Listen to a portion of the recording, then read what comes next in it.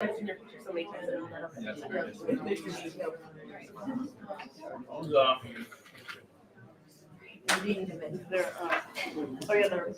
would, but yeah.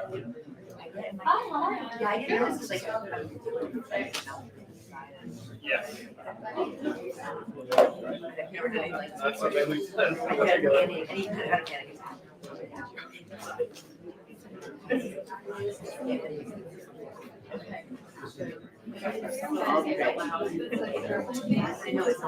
Good evening, everybody.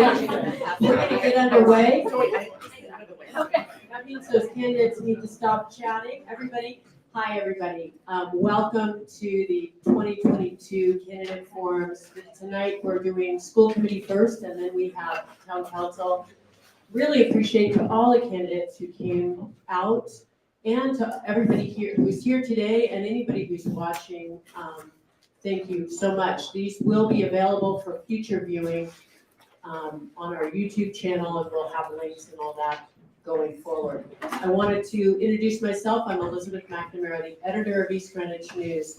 Tonight with me, we have Kate Glass, who's the assistant editor, and Stephen Susie, who's up there as our social media manager. They've both been so helpful in this process. We've grown a little since we last did this, and it's just nice to have that, those people. So we are being presented by East Greenwich News and the East Greenwich Chamber of Commerce. Unfortunately, or lucky for them, they have a golf tournament today. So Steve Lombardi sends his regrets, but he totally is happy to be able to be part of this. We are also saying thank you to New England Tech for this lovely space. Once again, it's nice to be back in person, very nice to be back in person. And to the East Greenwich Rotary, who always comes through. We have some Rotarians right here who are going to be helping us by pulling questions at random. And also they helped us defray some of the cost of our audio visual tonight. So thank you for that. Finally, audio visual is brought to us by Nova Pro Media. So thanks. Am I talking too close, do you think? What do you think? No, you sound great. I'm hearing some scratches. Anyway, all right. So with that, we have opening statements. We'll start.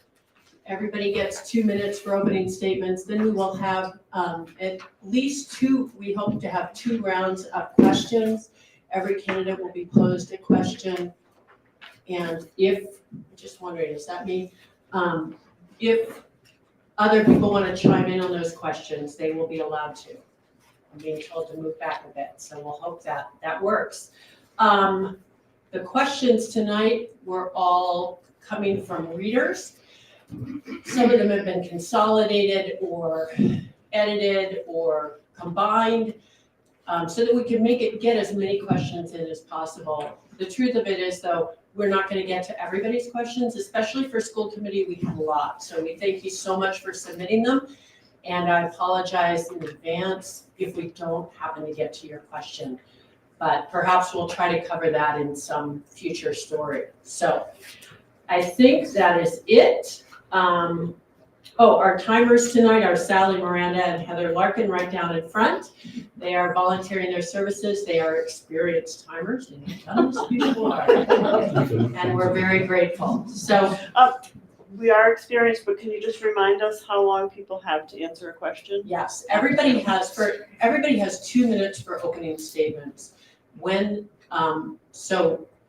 we ask somebody a question like Nicole here, we're going to give her a question. She has 2 minutes to respond. But if any other people like that question or feel like they have something to say and they want to speak, we will call on them. I think we'll just have people raise hands after the initial questioner is finished, and then we will, they will have 1 minute. So it's either a 2 minutes or a 1 minute. And 3 opportunities. And 3 opportunities to chime in on somebody else's question total. That's a little confusing, but we'll hope that you get the gist of it. I think all the candidates do. So again, welcome to everybody and thank you for being here. We'll start with Nicole Bucka. We're just going in alphabetical order. After that, we will probably move. Anyway, we'll just go in alphabetical order. Thank you.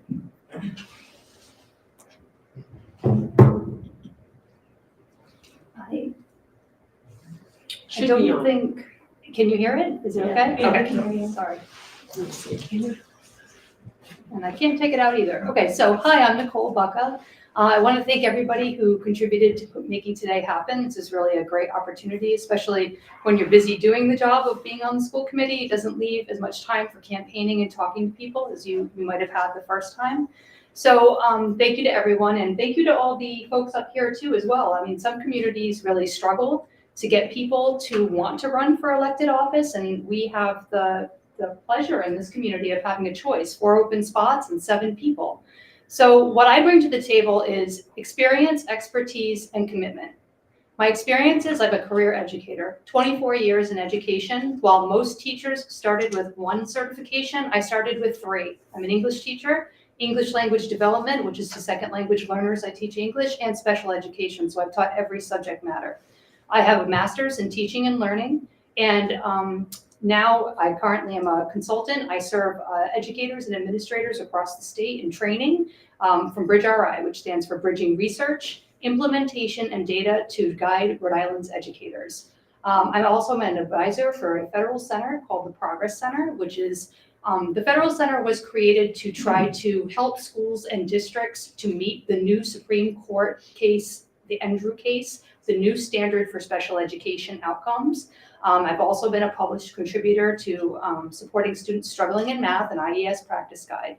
And finally, my commitment is that besides the fact that my children and my husband are all in this district, my husband works here as well, I have been contributing to this district for the last 12 years. I was a SEAC member, Special Education Advisory Committee, a SEAC chair 2 terms. I served on 2 superintendents hiring panels, a strategic planning panel, the reopening committee, and now I've been a school committee member for a year. Thank you for this opportunity, and I hope that you'll give me another full term. Next is Justin Cahir. Good evening, everyone, and like Nicole, good luck to all the other candidates tonight and also through November. My name is Justin Cahir. I've lived in East Greenwich for the past 4 years with my wife, Christine, and 2 boys, one of them in the East Greenwich public school system. He goes to Cole. I was born and raised in Providence, Rhode Island, within walking distance of Providence College. I attended Providence Public Schools through high school and graduated from Classical High School in the year 2000. I went on to study at CCRI, where my mom was a teacher for over 25 years. I then obtained my degree in Financial Services and Economics from Bryant University. I've worked at the same financial institution for the past 16 years, where I manage a team of over 45 professionals who design, develop, and execute training for over 4,500 investment advisors across the country. I feel I can bring that experience. I have extensive experience in managing projects, initiatives ranging in size and scale. I feel I can bring that experience to the East Greenwich School Committee. As I've learned over the past couple of months, knocking on doors and speaking with neighbors, I, like many of you, are very involved in my child's education. I want to ensure I have insight into the curriculum he's receiving, the programs and support we're using with taxpayer-funded money.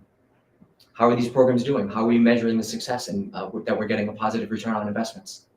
Over my career, I've worked with and managed a very diverse background of individuals. To do that, I need to be open-minded, collaborative, and perform at a high level with limited resources. Tonight, I'll share with you how I feel I can bring these attributes to the East Greenwich School Committee and why I'm the best fit for the role. Thank you. Peter Carney. Good evening. Thanks to our host here tonight, New England Tech, and to the organizers as well, EG News, EG Chamber of Commerce, and the volunteers from the EG Rotary Club. My name is Peter Carney, and after more than 2 years as a regular observer of our school committee and an active voice in the community on school district issues, I felt compelled to step forward as a candidate for East Greenwich School Committee in this election season. Like many of my fellow district parents, my wife Jen and I moved to East Greenwich in 2016 for the reputation of the school system. And with children of our own at Eldridge, Cole, and EG High, we are strong supporters of our public schools. Perhaps also like many of my fellow district parents, I didn't pay much attention to the responsibilities of our school committee until the pandemic struck and we were all thrown into a new educational paradigm. But my focus on school matters changed dramatically during the 2020-2021 school year as I saw frustration and disinterest develop among my kids as we worked through the hybrid learning environment. As that winter progressed, I heard from many fellow parents about even larger challenges in our school community, such as serious depression. So I began to engage our school committee and fellow parents on the importance of returning our middle and high school students back to the classroom full-time. I am proud to have been one of the earliest and most active voices on that critically important issue. This advocacy nudged me to stand as a candidate in last year's school committee special election. And although unsuccessful in that effort, I was selected a short time afterwards by my fellow high school parents to serve a 2-year term as a parent representative on the new school improvement team for EG High, working with teacher reps, student reps, and administrators on the high school's budget process, setting mid-year and full-year goals for various initiatives, and learning quite a lot from the teachers and students in the process. As a proven advocate for student-centered policies, an active volunteer on the sidelines for our community's youth sports teams, and with a career built around driving performance, exceeding goals, managing accountability, and organizing substantial budgets, I step forward and ask for your vote for East Greenwich School Committee on November 8th. Thank you. Theresa Daly.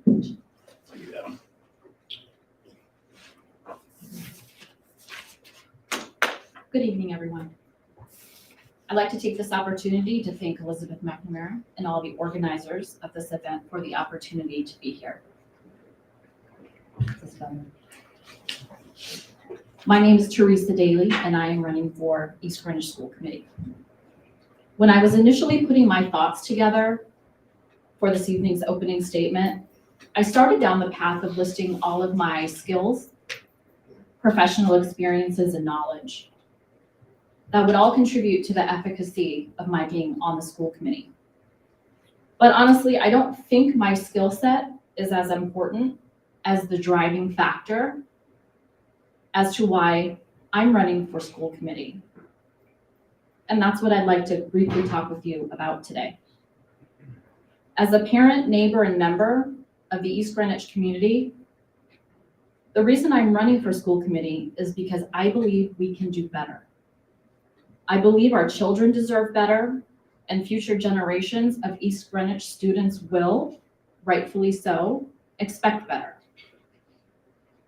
I've invested the past 9 years working and volunteering in our schools here in East Greenwich, and I am passionate about giving back to my community because you see, I am someone who grew up in foster care. With little to no life guidance or emotional support nor a consistent role model, I decided at a very young age that I deserved better. And so my motto has been to leave this world a better place than I found it. My mission may be different from others, but this mission that I am on runs deep. Our academics are not as rigorous as they once were. Students are leaving East Greenwich to attend schools with better athletic programs, and our facilities are quite frankly embarrassing. I can't tell you how many new to EG families I've spoken to who've moved here because of our academic reputation, and when they stepped foot into one of our buildings, were astonished. What we need to do now is to hit the reset button and work together to return East Greenwich schools back to what we are known for: academic excellence, student achievement, and a competitive, comprehensive athletic program. Thank you. Clare Cecil-Karb. Hello. It feels like I can't hear myself. Can you hear me? I know, I think you need to talk close. Hello. This feels right. Thank you so much to the EG News, which autocorrected on my paper as the greatest news, which seems very appropriate. And thank you to the Rotary Club and the Chamber of Commerce. And thank you to New England Tech for having us here. And thank you to everyone who is participating in volunteering. And really very much thank you to everyone who showed up tonight and everyone who will watch this in the future. I hope we're all still doing great. My name is Clare Cecil-Karb. I'm here as the parent of 3 East Greenwich kids and also as a trained social worker and as a person who believes in the goodness of East Greenwich and the goodness and importance of schools. My family chose East Greenwich when we moved from Providence in 2018 because we saw EG as not only a lovely place to grow up with wonderful schools and engaged parents, but also as a community that supports and celebrates people in all stages of their lives. And we liked the people that we met here, and we liked the feeling that we got here. We saw East Greenwich as a great place to live, and it's a great place to live. My background is in psychology. I have a master's in social work with a focus on interpersonal practice with children and families. And I realized as I was writing this that my work with families began literally 20 years ago when I signed up for, like almost to the day, signed up for the National Service Program, which is AmeriCorps Vista, Volunteers in Service to America, and had the opportunity to serve a year in a school district in Tucson, Arizona. That was the first of my career experiences that built my lifelong dedication to kids and to families and to the schools that serve them. And that's my second page. It goes without saying that the past few years have been difficult and harrowing for all of us. Each student and each family has been impacted in their own way. And I'm running for school committee because our community needs to prioritize mental wellness of our students in every decision that we make. And I'm here to help us do that. Thank you. I think we can keep the mics on one side. Oh, so Maybe? do I turn this one on then? It should be on, I think, I hope.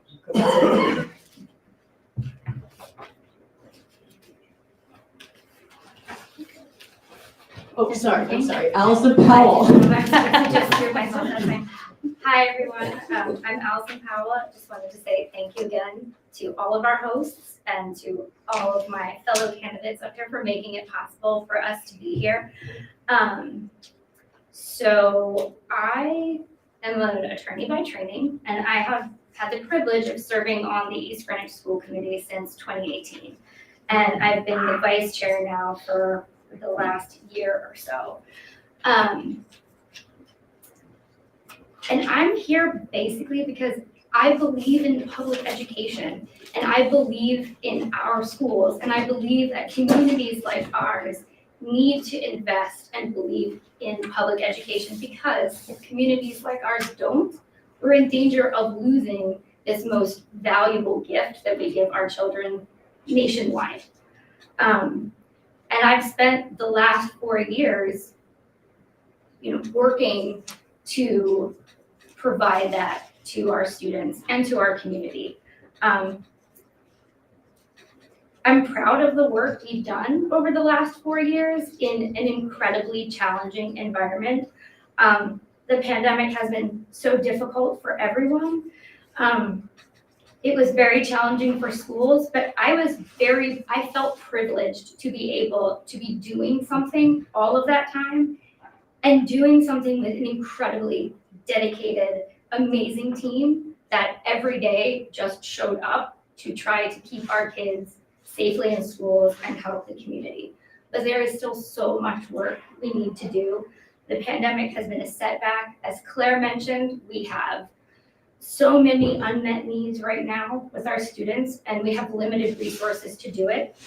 And as Theresa mentioned, our facilities need an awful lot of love, and that has been a particular project of mine as chair of both the Facilities and Buildings Committee. And so if I am fortunate enough to continue to serve this community as a school committee member, I look forward to doing that work and to building the future ahead together. So thank you. And finally, Eugene Quinn. Hello, my name is Eugene Quinn. I'd like to thank East Greenwich News and the other sponsors and New England Tech. So in May 2017, we received a mailer from the Town Council which contained a letter from Council President Sue Cienki stating that the town was on an unsustainable economic path, and with the claim that the median property tax bill had risen 51% in 5 years. In December, I had a 4-hour meeting with the council president in which I presented irrefutable evidence that the correct number was actually 14%. But by then, the council had approved a budget that level funded the schools, and the resulting staff cuts threatened the accreditation of East Greenwich High School. In fact, we avoided warning status only by restoring the librarian to the budget in the following year. East Greenwich has a long tradition of good government and excellent schools, and I consider it a privilege to have served on the school committee since 2018. I'm running for re-election to help continue that tradition and to preserve the town and school system that my 44 years of property taxes have helped to build. The single most important action the school committee performs, of course, is hiring superintendent. And during my term, I participated in the hiring of Superintendent Alexis Meyer, interim superintendent Dr. Frank Collada, and our current superintendent, Dr. Brian Bucka. If re-elected, I will work for sound financial governance, long-term planning, and continued good relations with the council. Thank you. Thank you very much. We'll start with round one. I need my Rotarian volunteers here. Again, these are questions that are, you're going to be busy. But. Okay, we're going to start with, I think we'll start this time with Justin. We'll just move it around a bit. So, Justin, what would you bring to the school committee that you feel is important?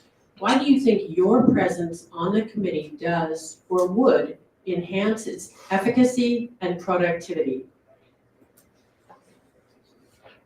This is a really great question because I think one of the main reasons that I decided to run for school committee was really the lack of transparency and accountability that I saw in all of the planning initiatives that the school committee has in place. So we're currently spending over $600,000 on initiatives that are directly tied to our school's strategic plan. There are very little updates or very few updates on these initiatives, and I'll point out a few examples. So the multi-tiered support system, which was funded with COVID money, was funded for 2 years. We haven't seen any updates on that plan, the success rate of the initial plan. Mr. Marcaccio recently took on a new position as head of student services, well-deserved. So we don't even have a leader for that multi-tiered support system plan. That was the #1 priority in our school's strategic plan. We haven't seen any updates. Like I said, no progress reports, who's eligible for this, how have the students that have gone through this program done.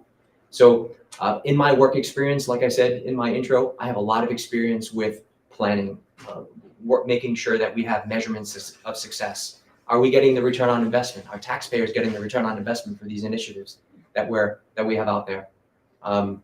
We have, like I said, over $600,000 of money that we're spending tied to that strategic plan. And we have very, very few insight in who's accountable for these plans. No names are tied to any of these initiatives. How do we know who to go to if if we need to change these or if these things are being successful? We want to praise the work that the team is doing, but there also needs to be some accountability when things aren't going right. And how do we remediate those plans? So I feel I can bring to the table that insight, that long-term planning, that accountability based on my work experience.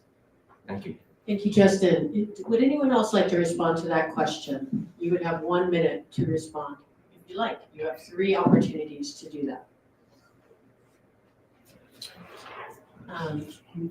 Jean, go ahead. I'll just state that we recently hired Dr. Brian Bucka as a new superintendent. And he told us that the reason he chose to come to East Greenwich, and he had other offers, the reason was because of our strategic plan. Okay, we need another one. Oh, sorry, no, you want to go ahead. Can you have more than one? Yes, go ahead, Nicole. And I would also like to say that we actually have had multiple presentations in our open school committee meetings on updates on the multi-tiered systems of support. Mr. Marcaccio has presented at least twice. In addition, we have a data dashboard for our strategic plan that school committee member, Mr. Munoz, and myself worked on collaboratively with the district leadership, and it was also presented in an open meeting. In fact, the only reason it isn't posted publicly is because we were having issues with our transition to a new website. But I'm going to have to say that I disagree with the statement that there has not been transparency around MTSS and the data dashboard. Anyone else? All right, now we get question number 2, and that will be going to Peter Carney.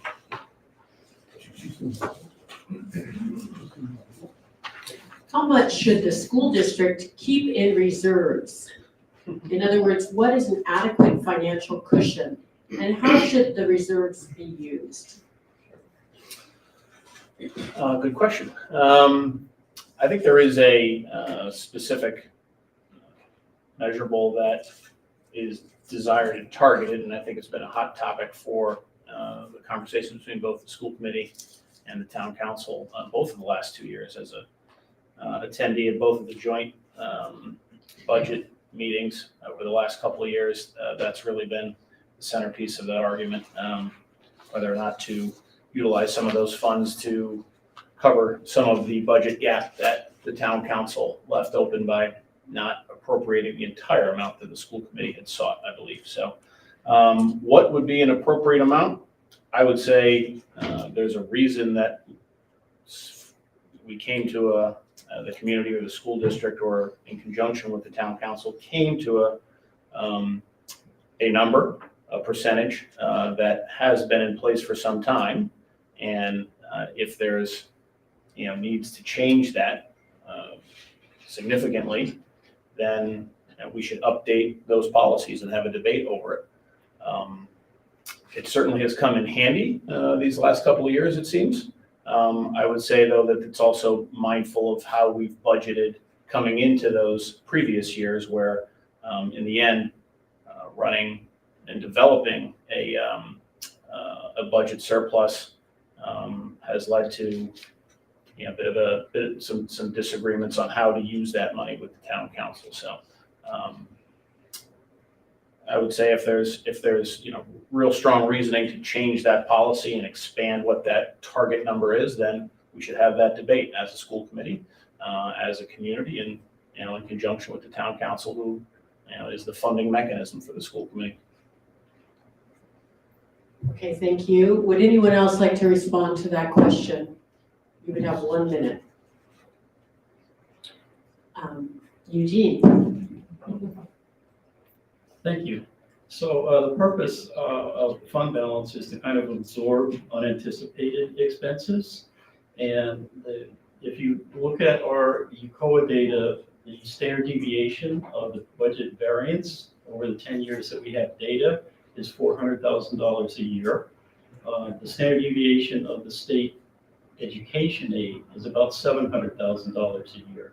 When you add those two together, if you take about 2 standard deviations, maybe 2.5 or 3, you come up with roughly the number that we arrived at, which is somewhere between $2 to $3 million. And this has been an area of active discussion with the town and with the town council, and it's an ongoing discussion. We're still working out what the best way to handle this is, but those are the facts regarding the uncertainty in the budget and in the state aid.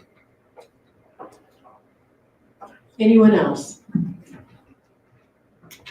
Again, just a reminder that everyone has 3 opportunities to chime in on somebody else's question over the course of the forum. Okay, question number 3 goes to Theresa Daly. Do safety protocols need to be readdressed in the wake of recent school shootings? For instance, do we need a school resource officer at every school instead of just at Cole and the high school? Thank you for the question. Yes, our safety protocols absolutely do need to be readdressed. Times have changed, even within the last year or 2. So I think that some protocols that we did have in place, the trainings that the children, the safety trainings that they went through, such as the active shooter drills, I think having substituted in the schools and taught in the schools, I've been part of those drills, and I think that they work, and they teach the children how to respond and how to act. Does there need to be an SRO at every school? To be honest with you, yes.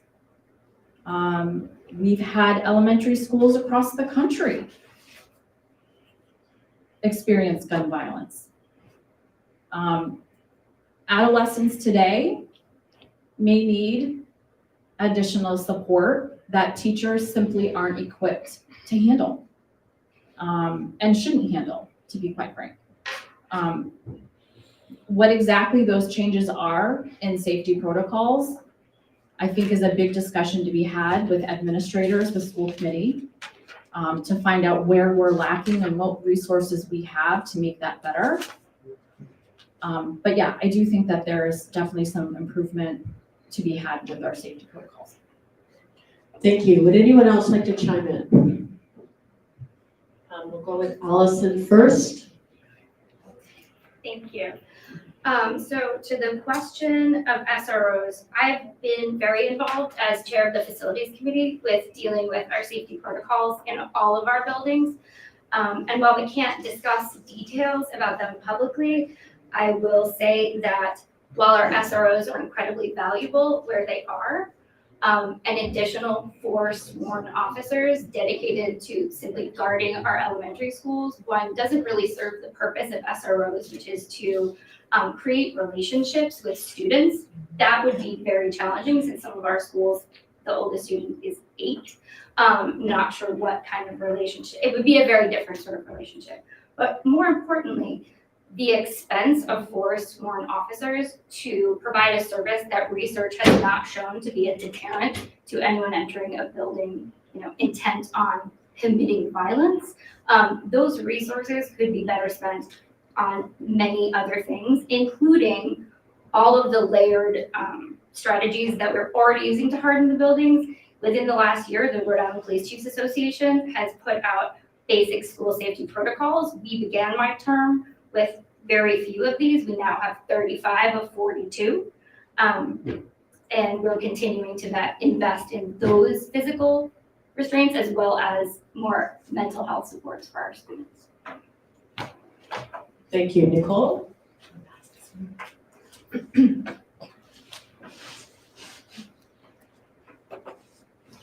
Thank you. Educational research has been clear for over a decade that SROs in schools do not deter violence. And in the rare cases where the research has shown it did actually help, it was because the SROs were needed adult mentors to children who were struggling. So if we are going to dedicate $500,000, which is what it would take to add 1 SRO to every school building, why don't we take those funds and actually put them and apply them towards actually trained mental health providers? We have had a documented lack of school social workers and psychologists in this district since our 2018 Carullo Action Basic Education Plan audit. In addition, we just recently had a family special education survey that showed behavioral needs are not being adequately met. We can take those resources and use them more appropriately. Our staff see when there's challenges and a child has red flags, what's happening is they have no one to send them to. In addition, I would say, let's ask our students and our staff. Last year, our survey work school climate data came right after Uvalde. 71% of students said that they feel safe, only bullying gets in the way, and 75% of families said their children feel safe, only stress and interpersonal relationships get in the way. Again, SROs don't address those problems. School psychologists and social workers are key. Thank you. Would anyone else like to say something? Claire? Thank you. I think that what's been said is all very powerful and important. And I wanted to add that I understand the impulse to put an SRO in every school. I understand the feeling of just put somebody there who can just take care of things. And I also understand that when we look at it, sort of the big picture, that one person really can't solve this problem for us.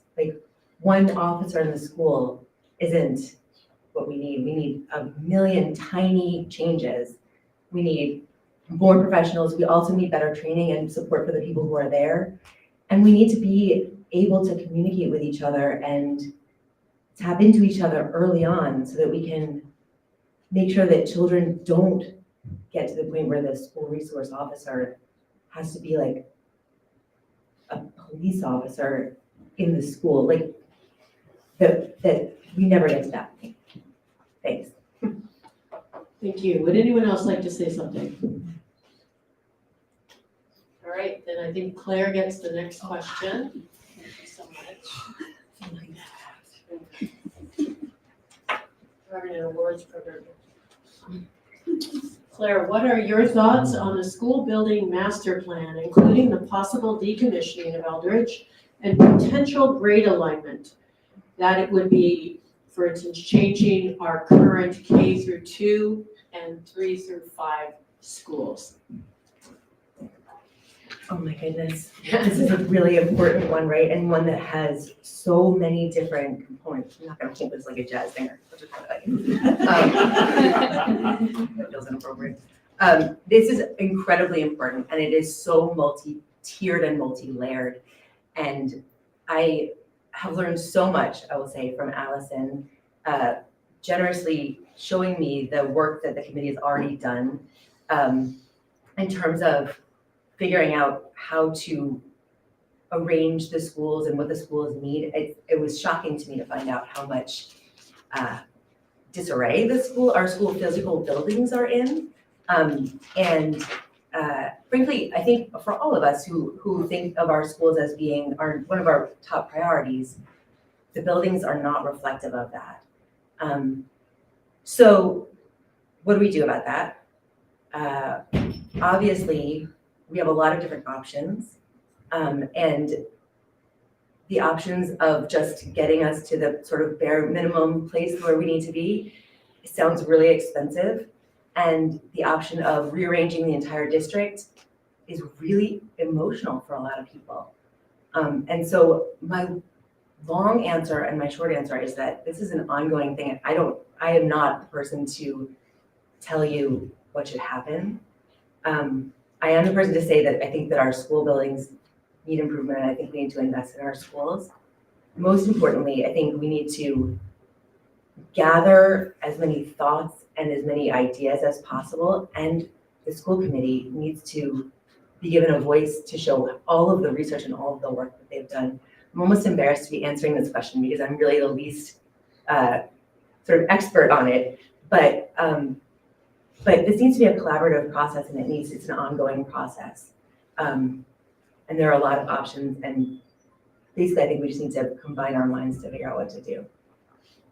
Thank you. Would anyone else like to chime in on this question? No. Alyson? And just so you know, this is your third of 3. Is it? I think it's her my second. second. Oh, That's it's your second. sorry. That's okay.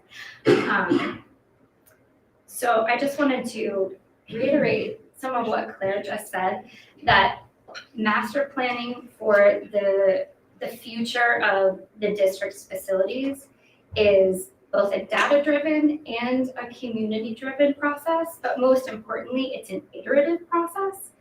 We start by collecting data on what we have and also on what we'd like to have. And that is most importantly less about buildings and more about the educational program that we want to provide to our students. And we work together to try to come up with solutions within really, limiting criteria, including budget and including space and land. And of course, all of the emotional pieces that go into this. Schools build communities. They're the heart of this community. And so what they look like, where they go, who goes to them, how do we get to them, what do we do in them? I mean, these are all just absolutely vital. And so I think the most important thing about master planning is that we do it together to come up with the best plan for the entire community. Thank you. Anybody else? Justin? So I've attended many of the subcommittee meetings over the past 6 to 10 months on the master building plan. And to me, it seems to be there's too much emphasis on getting reimbursed the maximum amount for this project rather than really doing what's best for the community. One of my biggest concerns is the lack of planning for growth. So the building plan only accounts for 5 years of town growth when the plan is actually submitted, which has been extended to September, so we do have some time. If it takes 5 years to complete the build, we will essentially have a net zero space increase and spent millions of dollars.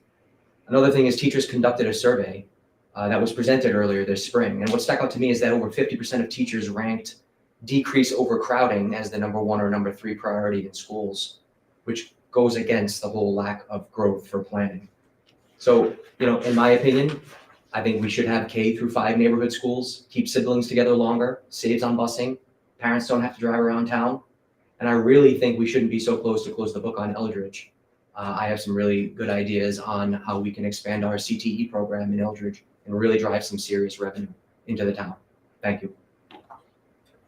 Thank you. Yeah. I'm gonna chime in too. Oh, Peter's gonna speak. I'll just say, I was disappointed that is where the decision fell with Eldridge. I think a lot of the community shares that sentiment. I've talked to a number of the involved people in the process that's been at work for quite some time, so I understand that too. And there's certainly valid reasons for it.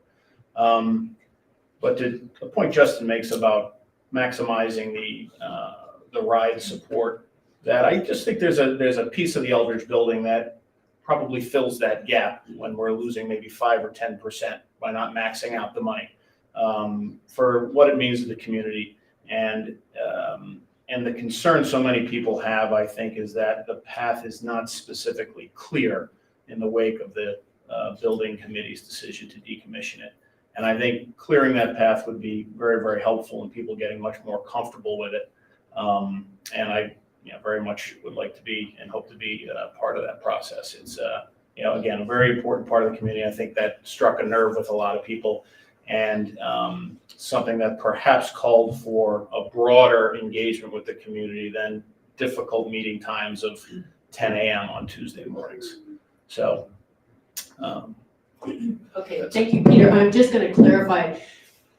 There has been no decision made on Eldridge. There has been a recommendation by the building committee. They do not have power to make any decisions. Those decisions would be made by the school committee at a later date. And just to clarify that it definitely has been floated, but no firm decision on Eldridge has been made. So just wanted to clarify that. Anybody else? Oh. Let's keep going. No, if you want to speak, you can. And that'll be your third. That would be your third. Okay, I will wait. Okay, thank you. Coming to the end of round 1, right? This is for Eugene. No, Alyson, you haven't had a question yet. You're right, I haven't. So this is for Alyson. Sure. How can the district get students back on track academically post-pandemic? How should the district balance academics and social emotional needs?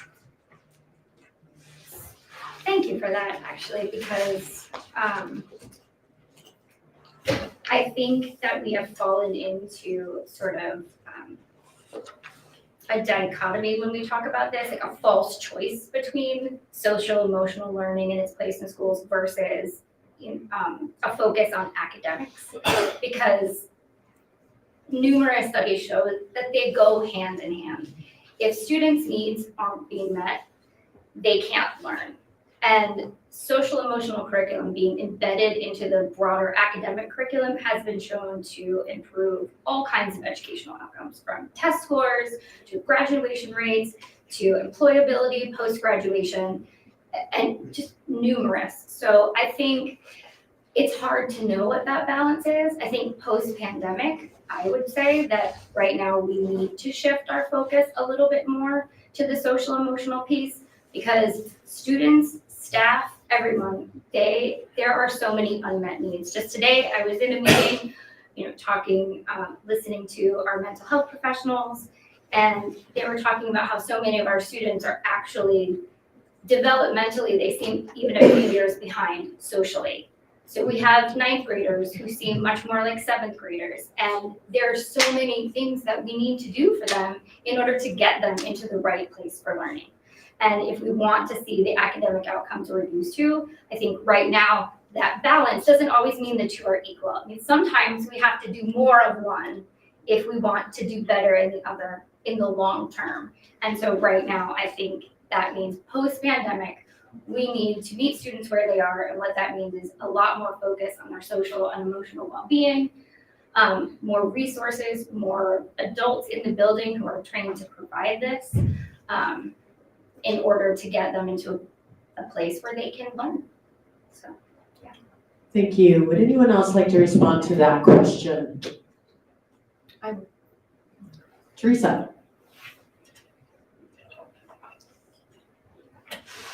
So I know that this is a tough issue for people as far as the balance that Alyson is talking about. But I come from a home where my children barely passed their school year. And now the focus needs to be getting them back on track for academics and putting the supports in place at school. I can't tell you how many people just last year alone couldn't get a guidance counselor to return an email because they were begging for help for their children who needed more academic support and resources. Yes, I think SEL plays an important role, but I think at this point, post-pandemic, we have a lot of time to make up for. And so we need to take a look at the current academics and get our kids back on track while putting those supports in place for them, more guidance counselors, more psychologists. We don't have that. That's where we need to make the improvement. Thank you. Thank you, Theresa. Anyone else? Clare. I think it bears saying that sometimes when we talk about social emotional learning, it sounds like, or social emotional needs, it sounds like we're talking about making kids feel good or happy or like they're having a good time.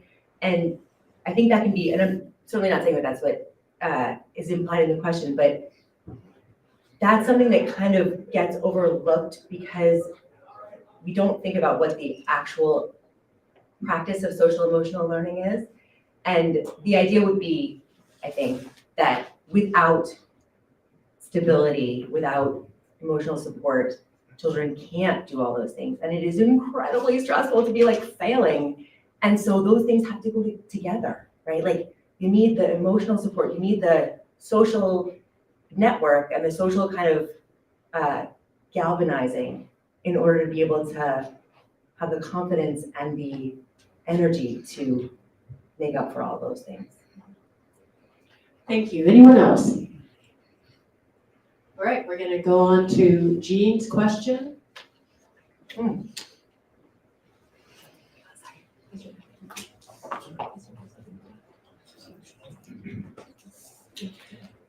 Jean, what specifically do you see as the biggest challenge in EG schools today, and what action items would you take to solve it? Well, let's see.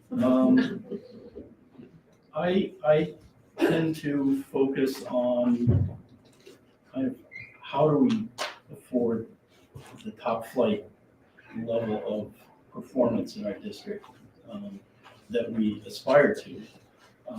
I kind of think of it a little bit as kind of like Moneyball, where, you know, we're the Oakland A's, we're trying to field a championship team on a limited budget. It's kind of an analogy. And I'm really interested in the long-term finances of the district. Now, if you look at 100 years of tax data, going back to 1920, both the levy and the tax, the assessed value have been growing at 8% a year, and that was for 90 years. In 2010, we initiated a 4% cap on the levy, which means that we're limited to half the historical growth rate going forward.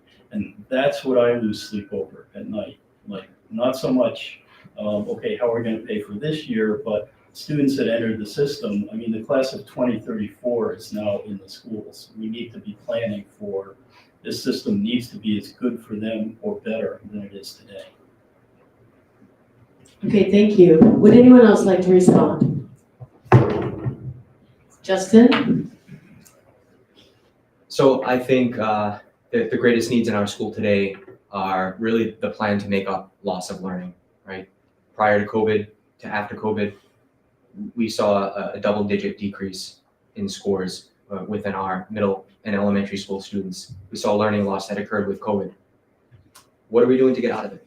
I really don't see a clear long-term plan with this current committee on how we're going to make up that loss for learning in a measurable way. And what's the sustainable plan to help students in need, not only from a learning aspect, but from a mental health aspect? Because to me, that is also one of our greatest needs. I recently read an article on the NEA website about this actual very topic. And according to the article, research continues to show that we are in a mental health crisis with our kids, which should be no surprise. It also showed that 75% of parents said their child would benefit from mental health counseling. The article went on to share some very sad numbers about kids' depression rates increasing, anxiety going up, especially in the LGBT plus community populations. My question is there are millions of dollars in state COVID fund balances. Where are state and local reps working to get those funds to hire mental wellness coaches, interventionalists to remedy the effects of remote learning, social media anxiety, and other stressors? I will personally work with our state and local reps to ensure that they know the mental health needs in this town can be met. Thank you. Nicole, this will be your final extra response. Yeah, I'm ready to do it. So, I want to piggyback on that. A year ago, I would not have said that funding was my biggest source of concern and challenge in this district, but I now do feel that way. To Justin's point about funding, we're coming out of a pandemic. COVID costs are expensive. Recovery is expensive. In our COVID relief funds in this district, we had the lowest of any K through 12 traditional district in the state, the lowest ESSER COVID relief funds. And that is because they were allocated based on poverty, to which this community doesn't have as high rates of. COVID impacted kids beyond just poverty, not that just poverty, but beyond poverty, and students with disabilities were as affected as those under poverty. We've got none of that. In addition, I would like to say about that greatest need is that we have this sense that our community puts a lot of money into education, but actually for per pupil expenditures, we are 31 of 36. So 31 communities actually fund education more than we do. Thank you. Would anyone else like to respond before we move on to a new question? Okay. This is the last question in round one, and it will go to Nicole. This is round one. Thank you.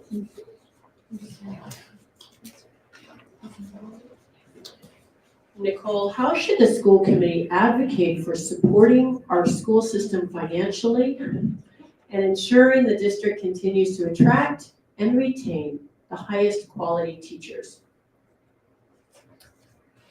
So that's a nice piggyback from the last conversation we were having. I mean, I think that, it has come to my attention that while I support equity funding, which, the sense of equity funding in the state funding formula is that, for communities that have a lot of poverty, they are unable to raise their own educational funds unto themselves, so they get more funding, and it's supposed to balance.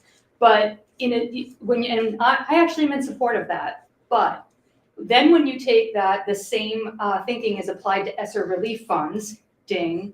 Then the same thinking is applied to grant funding, ding. All go to the urban core. And then on top of that, through no fault, this is not a judgment, but we have these open, budget forums where we ask for what we need, and then our town council gives us a little bit less, 500,000, and then the state decides that in a legislative move that because there's reduced numbers of students in other districts, not ours, that we're dinged 700,000 there. In the 1 year that I have served so far, we have taken small hits in every single area. And for a community like this, those small hits really add up. Our community requires this much funding to survive. We get 7% from federal, 8% from state, and the other 85%, did I do the math right? Comes from our local tax base. And so, and the thing is to your point, Dr. Quinn, 4% is not ever going to be enough for that to be sustainable. So we really have to work together, and we have worked with our representatives, our senator, to bring attention to the holisticness of these budget challenges. And finally, I would like to say what I would like to see happen is, in recognition that when you're locally funded, it puts the town council in an awkward position, to Mike Donegan's point, we end up saying that we need this much funding from you, town council, and the town council has their own needs they have to address. So it puts us in this position. The first thing I want to do is not be divisive, but there has to be recognition that this is a complex problem.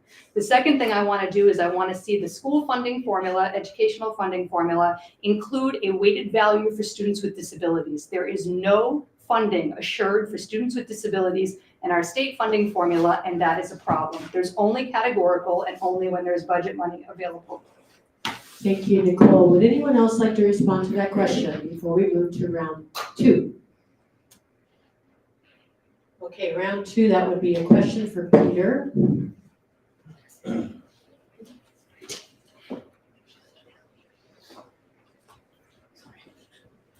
Thank you.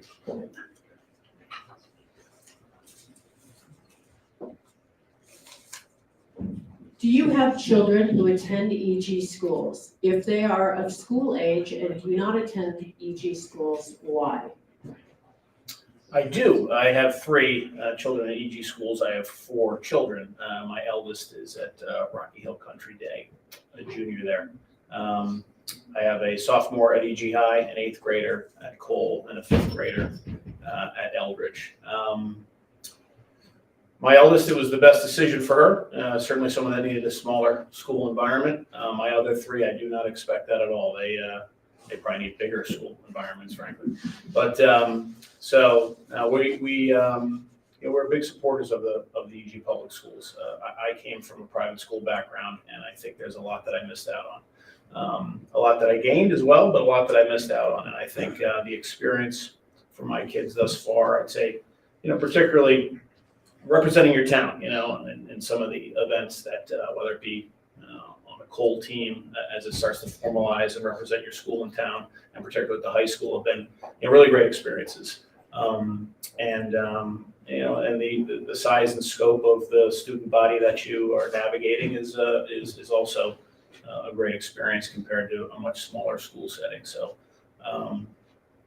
so a mix for us, but certainly committed EG district parents for our 3 younger children. Thank you, Peter. Would anyone else like to respond? Theresa. Thank you. I have 2 children. I have a 15-and-a-half-year-old daughter and a 14-year-old son. My daughter, she elected to go to private school as of last year. So she's a sophomore now at Prout. One of the reasons she chose was because she needed a smaller classroom size.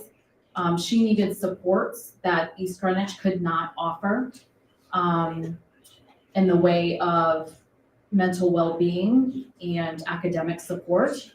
So we had to make the tough decision to send her elsewhere. We fully intend my 8th grade son to attend East Greenwich next year, at least that's the plan. But I too wanted to be upfront about that. I still have one leg in the door, and I'm willing to work very hard to keep my child here in East Greenwich because that was our original plan the entire time. Thank you, Theresa. Anyone else? Okay. I need another question. I've got Santa here. I was just his little elf. Thank you. All right, I guess this goes to Theresa. What responsibility does the school district have to make transgender and LGBTQ+ students feel safe and supported? The school district has 100% responsibility to make that student feel safe and accepted. That child is no different than any other child. They should be treated no differently. I don't know that is something that I feel passionate about is equality. And they should be offered the same opportunities, given the same opportunities as any other peer. Just hands down, no ifs, ands, or buts about it. That's all I have. Thank you. Would anyone else like to respond? Claire? It's my last one, right? Yeah, it's my last. I'm gonna get good. This question is really important and it's really complicated and there's no way that any of us could answer it in 2 minutes, right? And so I'm not even gonna answer it in 1 minute or whatever I have. I'm gonna say that this all needs to be looked at really closely and that the spirit in which we all kind of like come together, that LGBT kids are just like all other kids, it comes from the heart, it's a good spirit. And practically LGBT kids have different needs than their kids who are not, the other kids who are not LGBT. And specifically transgender kids have come under a lot of attack. There's been a lot of loud and quiet attack, I guess, on kids who are identifying as gender nonconforming or transgender. And so I would like to take this minute, my last minute here, to say let's all talk about this. Let's keep talking about this and let's keep asking questions about this because this is way bigger than this forum can hold. Okay, thank you. Anyone else? All right, we need another question. And this one will go to Claire. Oh, gosh. Seems to be working out that way. What is your position on banning books from public schools? Thank you for the question. This is the question that I think everybody wondered if it was gonna get asked, right? Like, because it's what everyone's talking about behind the scenes, right? So I don't have the position of whether or not to ban books from schools. It's sort of a silly question, right? Like, I don't think we should ban anything across the board. I don't think any of us think like, anybody in favor of banning books? No. But what we're really talking about here is that there are certain books on certain topics about certain people that have been targeted recently. We've always had issues. We've always had, we've always had an ongoing communication and an ongoing discussion about what books are appropriate to be available to children in their schools. Those are good discussions and we should have those discussions. We've, in the past, Toni Morrison has been on the banned book list. We have had beautiful works of literature that people have thought maybe aren't right for kids. And honestly, I think that the thing that we need to do here is read the books, right? Like, we need to all read the books. We need to look at the books, open them up, not just to that one page, but to all the pages, right? And then we need to have an honest discussion about what we're looking to do. Are we looking to cut down the books that are about specific behavior, specific identities? Do we do this, like, do we hold the same standards for everything? Or are we targeting certain people, certain identities, certain writers? And what's the spirit in which we're doing it? I think that's the only, once again, like, there's no real answer. But I think that the number one answer is we need to read the books. A lot of them. Thank you. Thank you. Would anyone else like to, would anyone else like to respond? I'll chime in on that. It's well said, I thought, Claire. I think there is, certainly my position, I support parents' involvement in some of these conversations. I think parents raising their voices about some concerns of some of the, I wouldn't say it's targeted, it may be by some target about some of the, the gender identity topics, but I think it's also some of the explicit nature of some of the books, and I think that's inescapable in a few of them. And you're right, though, reading them in their entirety it would be an appropriate part of the process for those that are interested in challenging them and questioning where they fit into the curriculum. But I think it's also fair to listen to the voices of parents in our community on this topic and where they, their opinions on what they think is appropriate for their kids for the reasons that they think it should be discussed. So. Thank you. Anybody else?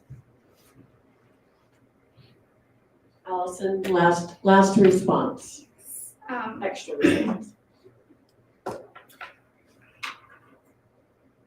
So obviously, I think there's nobody here who doesn't think that parents should have a voice in their children's education. I mean, it is all of our responsibility to raise our children and raise them the way that we see fit. That doesn't mean that it is the job of public education to conform itself to be inside the schoolhouse walls exactly what people would have inside their homes.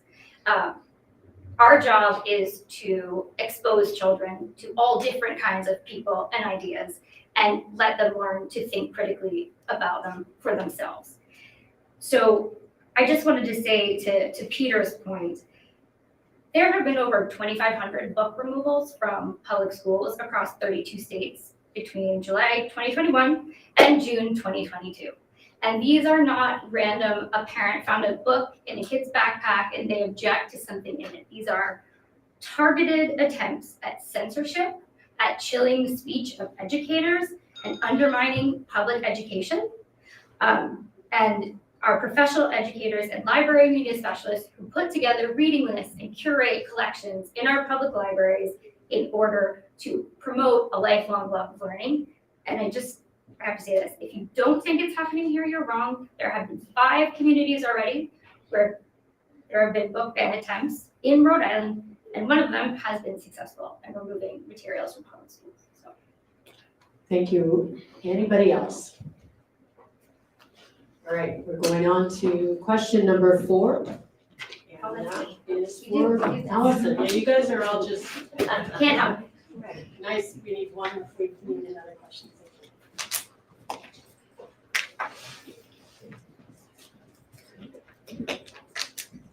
Oh, no. Explain your views on teaching race and racism in public schools.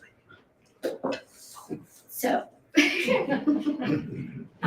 my personal views are obviously we need to teach about race and racism in public schools because there's more than one and we all go to school together, and that's basically the point of public education. So you have people from different races and diverse backgrounds coming together to learn about each other and how to work together to solve problems. So we should be teaching it. But more to the point, our Rhode Island standards and our high quality curriculum is required to teach about race, have culturally sensitive learning, and to include all kinds of materials that will break down ideas about gender bias and racial bias and nonconformity.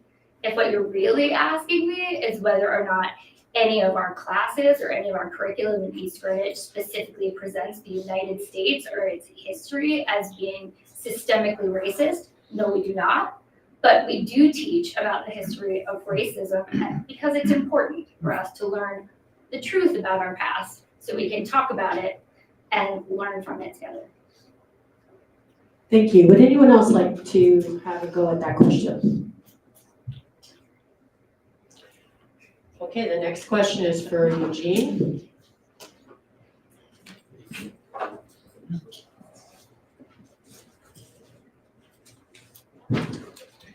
What rights does a parent have to direct the public education of their children? Okay, so this is definitely a question that's at the forefront of a lot of discussions right now. Now, I'm speaking as someone who my wife and I do not have children of our own. However, we had a foster child go through the system 20 years ago through Cole in the high school. So I've experienced the perspective from a parent's perspective. The major content of curriculum, I think, needs to be set according to common standards. As the Department of Education, the U.S. Department of Education, basically collections of scholars can come to an agreement of what an appropriate curriculum is. Now, when an individual parent disagrees with that, I think, one of the options you have, of course, is you can choose to homeschool at one extreme. You can remove your student from the school if you have the means and send them to another school. But as a public school, we are required to provide education to everyone. You know, our mantra in the district is all means all. So because we have to provide an appropriate education to every student, there's a limit to how much we can accommodate individual parents' desires that fall outside of what are the norms for the rest of the like the state curriculum. So yes, I think obviously having been a parent, you want to make decisions, but there's a commonality that exists that has to be pretty much the same for everyone. Okay, thank you. Would anyone else like to respond to this who still has the option to do that? Okay, the next question would be to Nicole.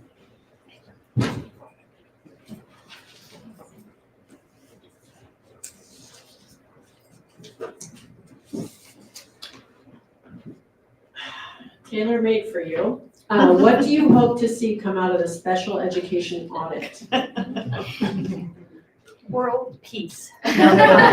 So, okay, so obviously a lot of people know my two children have IEPs and they have learning differences, but more importantly, my 24-year career has been all marginalized populations.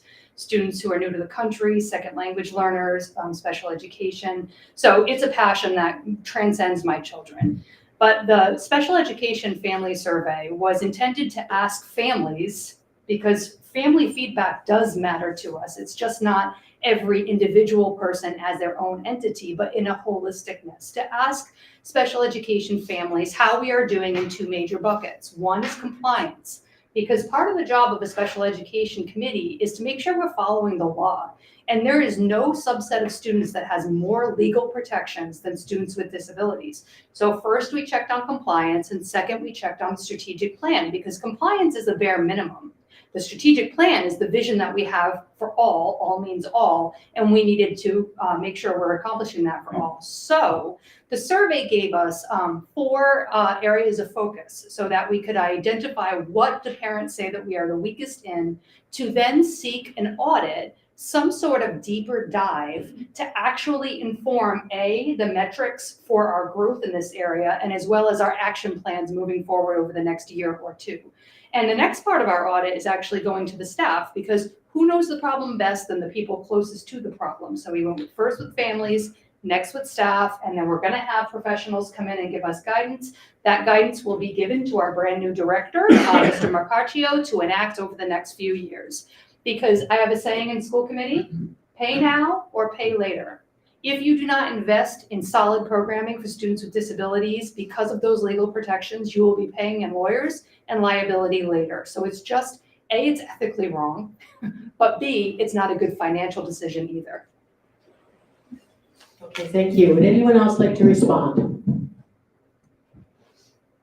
All right, we have the last of the second round questions to Justin, and then we're going to be wrapping up.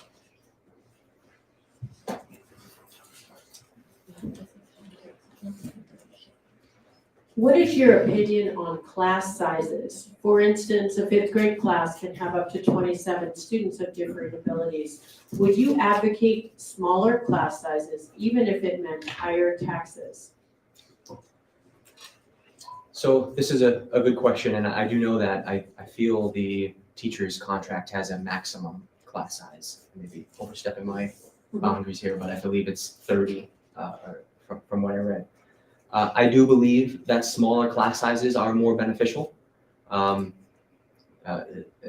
my experience, in my learning experience, in my working experience, we have created hundreds and hundreds of trainings, and we have seen that, smaller class sizes. Today's adult learning is, we might as well just be planning training for kids, but smaller class sizes, there's more tailored focus, more one-on-one focus can be given to individuals and students. Tailored plans can be given to students. I think if you start getting over a certain number, it may overwhelm the teachers. We're bringing in, additional resources. We're not being able to focus on what those individuals are looking for. And I'll go back to, again, the concern that I have with the overall master plan. If we don't have enough seats in our schools for these students, we're going to start seeing ballooning classroom sizes. And some of the questions that I had asked was, during one of those meetings, was, to solve that, we'd be in learning pods or collaborative group organizations.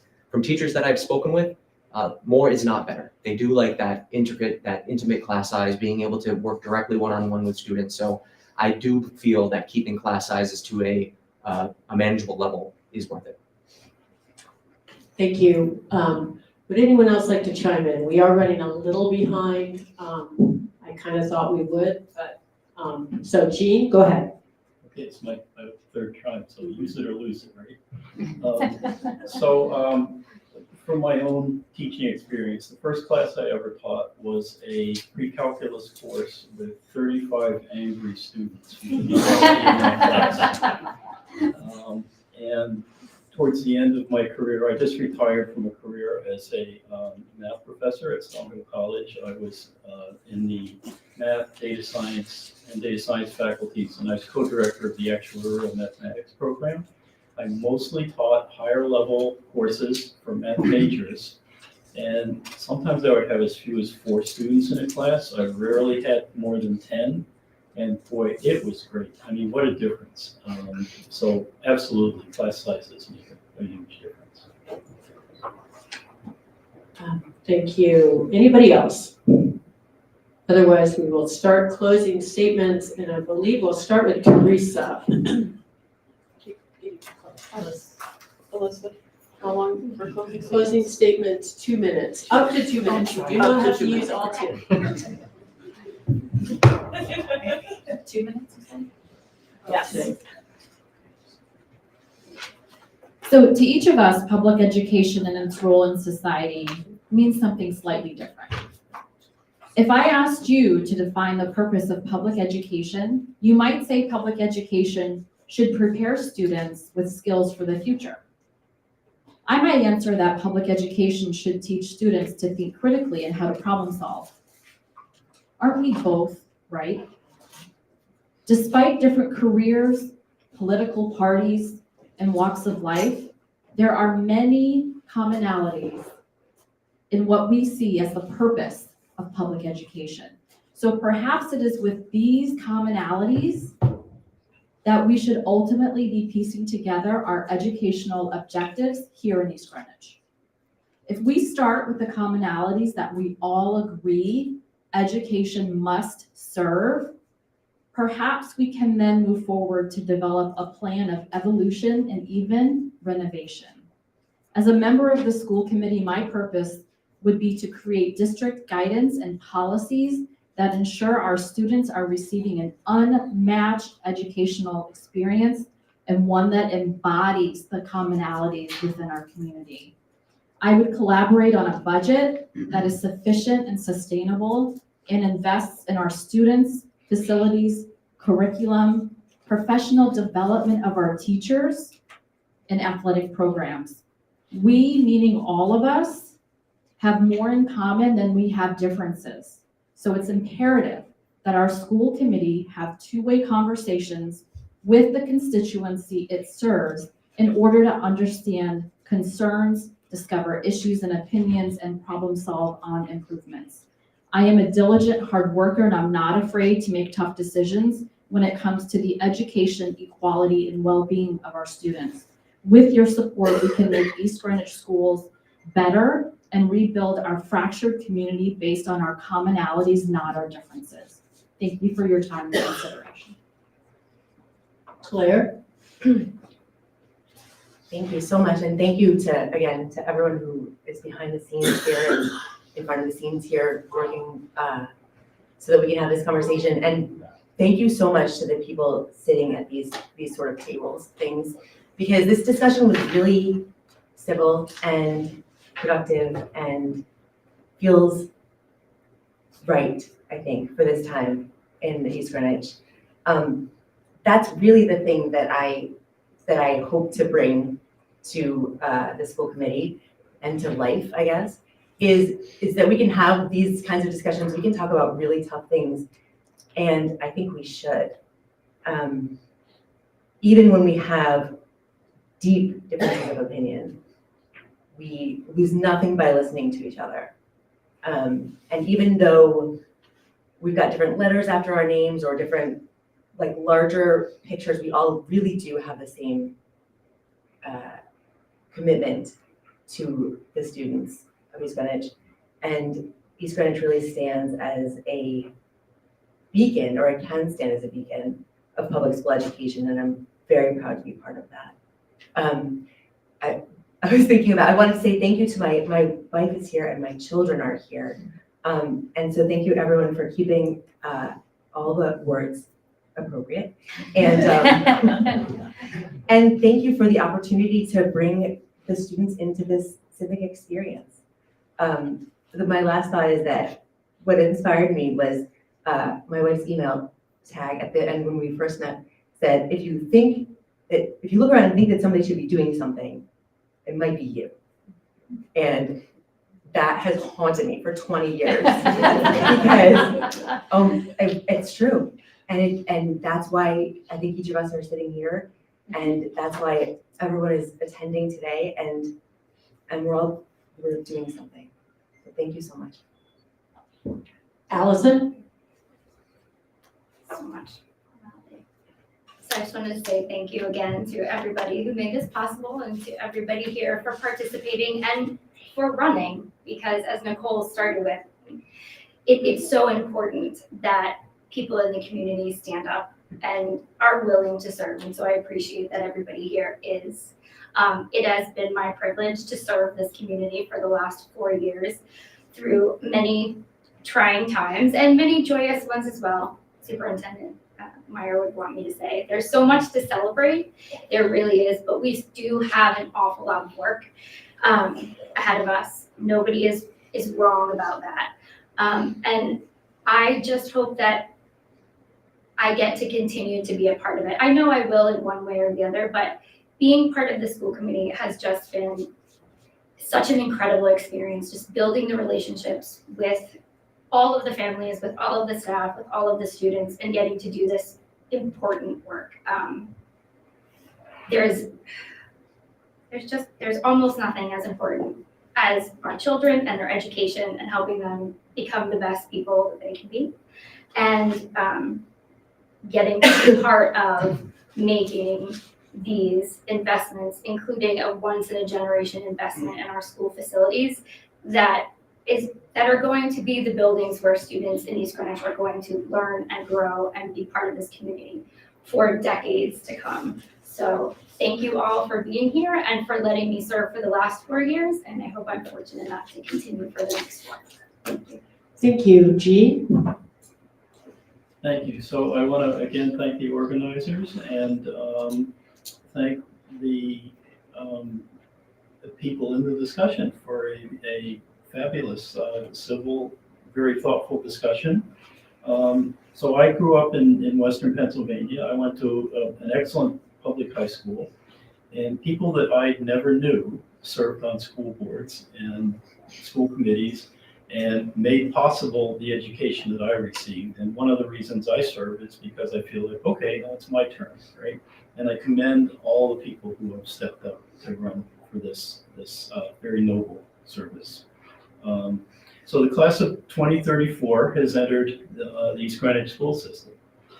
They will be in that system through 7 town council terms and 4 school committee terms.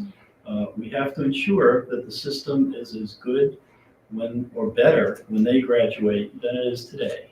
And this is going to require a shared vision between the town and the school district, and a joint long-term planning effort to meet those challenges.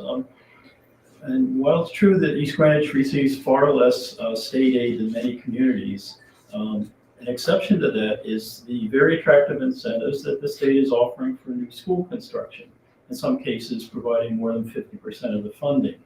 And for once, East Greenwich gets as good a deal as anybody else gets. East Greenwich built 5 new schools between 1957 and 1970, at a time when the population was considerably smaller than it is today. We have a history of getting these kinds of projects done and managing our finances very well. If I am reelected, I will work to make sure that this continues. Thank you. Thank you. We'll move over to Nicole now. 1 year ago, I was given the blessing of being able to be a school committee candidate in a special election, and I have worked for the last year and learned, as always anyone would, that it's harder than it looks. And you know, I would say over the last year, the things I'm most proud of that I accomplished was, you know, we followed medical guidance with the reopening of schools and masking and COVID. As soon as we could make it optional, we did. I helped write, because I have grant writing experience. I helped write some grants, secured $15,000. They were small grants, but grants for our support, to support our schools. I used my consulting skills to help network and to do some of the HR pieces for our superintendent search. For those busy working families who don't have 4 or 5 hours a night to spend at a school committee meeting, because it's so exciting, I turned them into small, new and notable videos that I'm seeking to create more transparency and more accessible communications for busy working families. I did the family special education survey, which is now leading to a bigger body of work and an audit. And I'm very proud. That was only 10, 11 months, along with the learning curve that it takes to just become a school committee member. And that's because I have experience, expertise, and commitment. I want to say that what makes strong school committees is longevity. The longer your school committee members and town councilors stay in their role, the more they have relationships, they have historical background, and they have more ability to work with one another and together. So as an incumbent, I ask for another term. I ask that you vote for our other incumbents on the school committee, because I am in awe of what they have accomplished. They're really amazing. And I fully support our current town councilors that are coming as incumbents as well, because we've only just, at least myself, I've only just begun to scratch that relationship building. But I actually really do think that we are forging a nice ability to work together and to solve the challenges that come with a locally funded school district. Thank you. Thank you, Justin. So like everyone else, I want to thank EG News for putting this event on tonight. I think it went very well, very smoothly. I also feel that I have shown you tonight the value that I can bring to the East Greenwich School Committee. So just as a reminder, if elected, I will bring accountability and transparency. Parents and taxpayers have the right to know where their tax money and efforts are being spent. I will bring clarity on goal setting and accountability. From an academic standpoint, academics has seen a decline over the past several years in this town, while the budget has gone up. So let's let our teachers focus on academics and let the parents of East Greenwich work on character development of our kids. And leadership and planning. With my extensive work experience with planning, budgets, leading initiatives, I feel I would be a valuable asset to further the development of East Greenwich schools. Lastly, and it wasn't really discussed that much tonight, but there's been very little pushback in my experience that I've seen on any recommendations and requirements that the Rhode Island Department of Education has provided to our town over the past 4 years. This should not be a cookie cutter approach. East Greenwich is a special, individualized town. So this is your opportunity to add some balance back to East Greenwich with some different point of views on things. I appreciate everyone's time tonight. Good luck to all of the other candidates, and I'd appreciate your support on November 8th. Thank you. Thank you. Lastly, Peter. Cheers to all the candidates and the incumbents for their efforts. You know, this is my involvement advocating for various things over the last few years has certainly shown that there's a tremendous amount of work on everyone's plate, for sure. School committee members must recognize that the first and greatest concern must be the educational welfare of the students attending the public schools. It's not just a nice slogan, it's policy here in East Greenwich. Policy 1115 to be exact. While many things are on the plate of our school committee, right there in writing this is our principal focus, and it will absolutely be mine as a member of the school committee if I'm honored to get your vote. I think we can do better in the aspect of focusing on our kids' educational welfare, and I think it's okay to say that. I think it's okay to talk about some of these topics, that there is room for improvement. I heard this clearly as a member of our high school's school improvement team this past year. We have huge gaps to fill with kids, especially that 8th and 9th grade group coming into the high school for the first year this past year. And I saw a program that was mentioned here tonight, the MTSS program, as the multi-tiered system of supports is really a great opportunity to put into place, measure, analyze, and see if that's something that we double down on and expand more investment into. But despite it being mentioned as updates coming, it was not something that was clearly tracked for the school improvement team, and I can speak to that as someone who was a member of it this past year.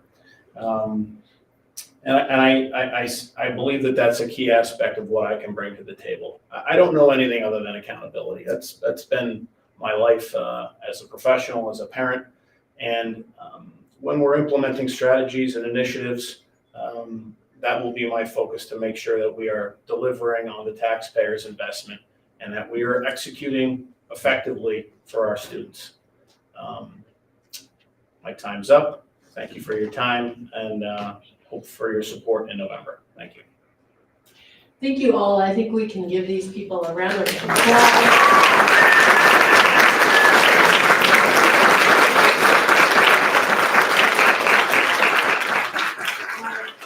So grateful for all of your participation and for everybody's ability to be polite for this event. It is just a gift to the residents and voters of our town. So thank you all. We're going to clear out. We're going to spend about 10 minutes shifting, and we're going to try and get the town council here at 7:15. We're a little behind the schedule, but bear with us. Thank you all, really. No, thank you.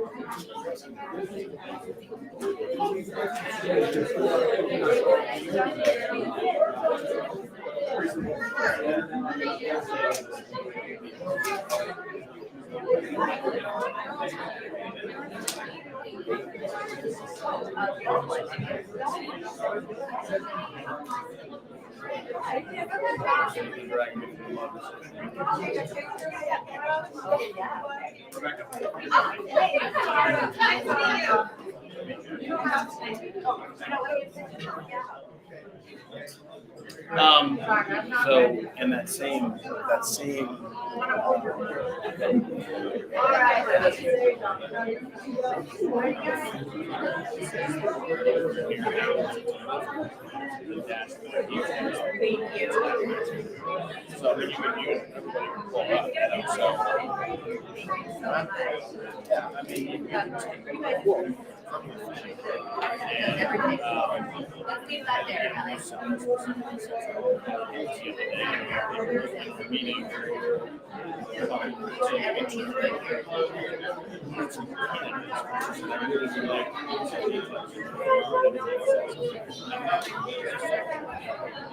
So you're right on. Who knows who wants to be? I actually watched it. We're like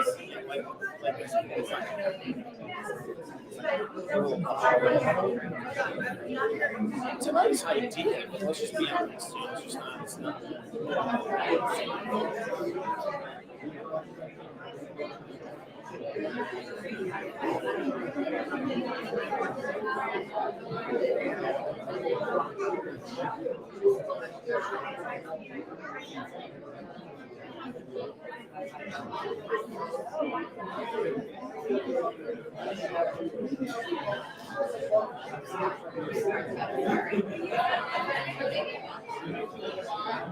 I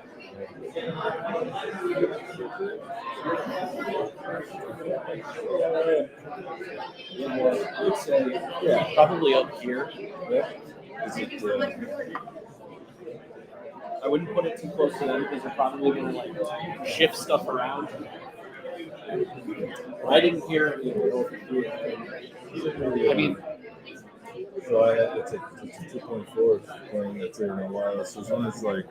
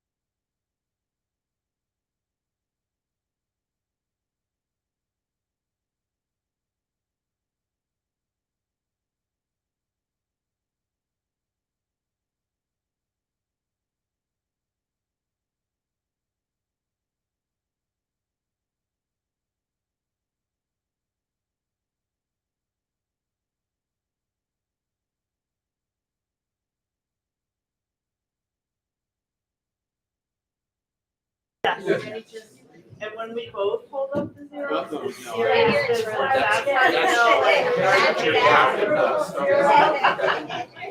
Okay, hello everybody and welcome back. Hello, everybody, welcome back. I'm Elizabeth McNamara, the editor of East Greenwich News, and I'm welcoming you here to our Town Council Candidate Forum for 2022. Thank you all for coming. Thank you, candidates, for agreeing to participate. We are doing this in conjunction with the East Greenwich Chamber. Steve Lombardi of the Chamber was not able to be with us because today was their golf tournament day, but he does welcome you all as well. And we're in partnership with the Rotary, who are helping offset some of the costs of our audiovisual, as well as helping supply us with our randomly selected questions. And the the New England Institute of Technology, of course, has loaned us this beautiful space. So we're very grateful to them as well. Nova Pro Media is doing our audiovisual. So that's it on that front. We do have two very special people in the front who are our timers, Heather Larkin and Sally Miranda. Thank you so much for doing that. And I just wanted to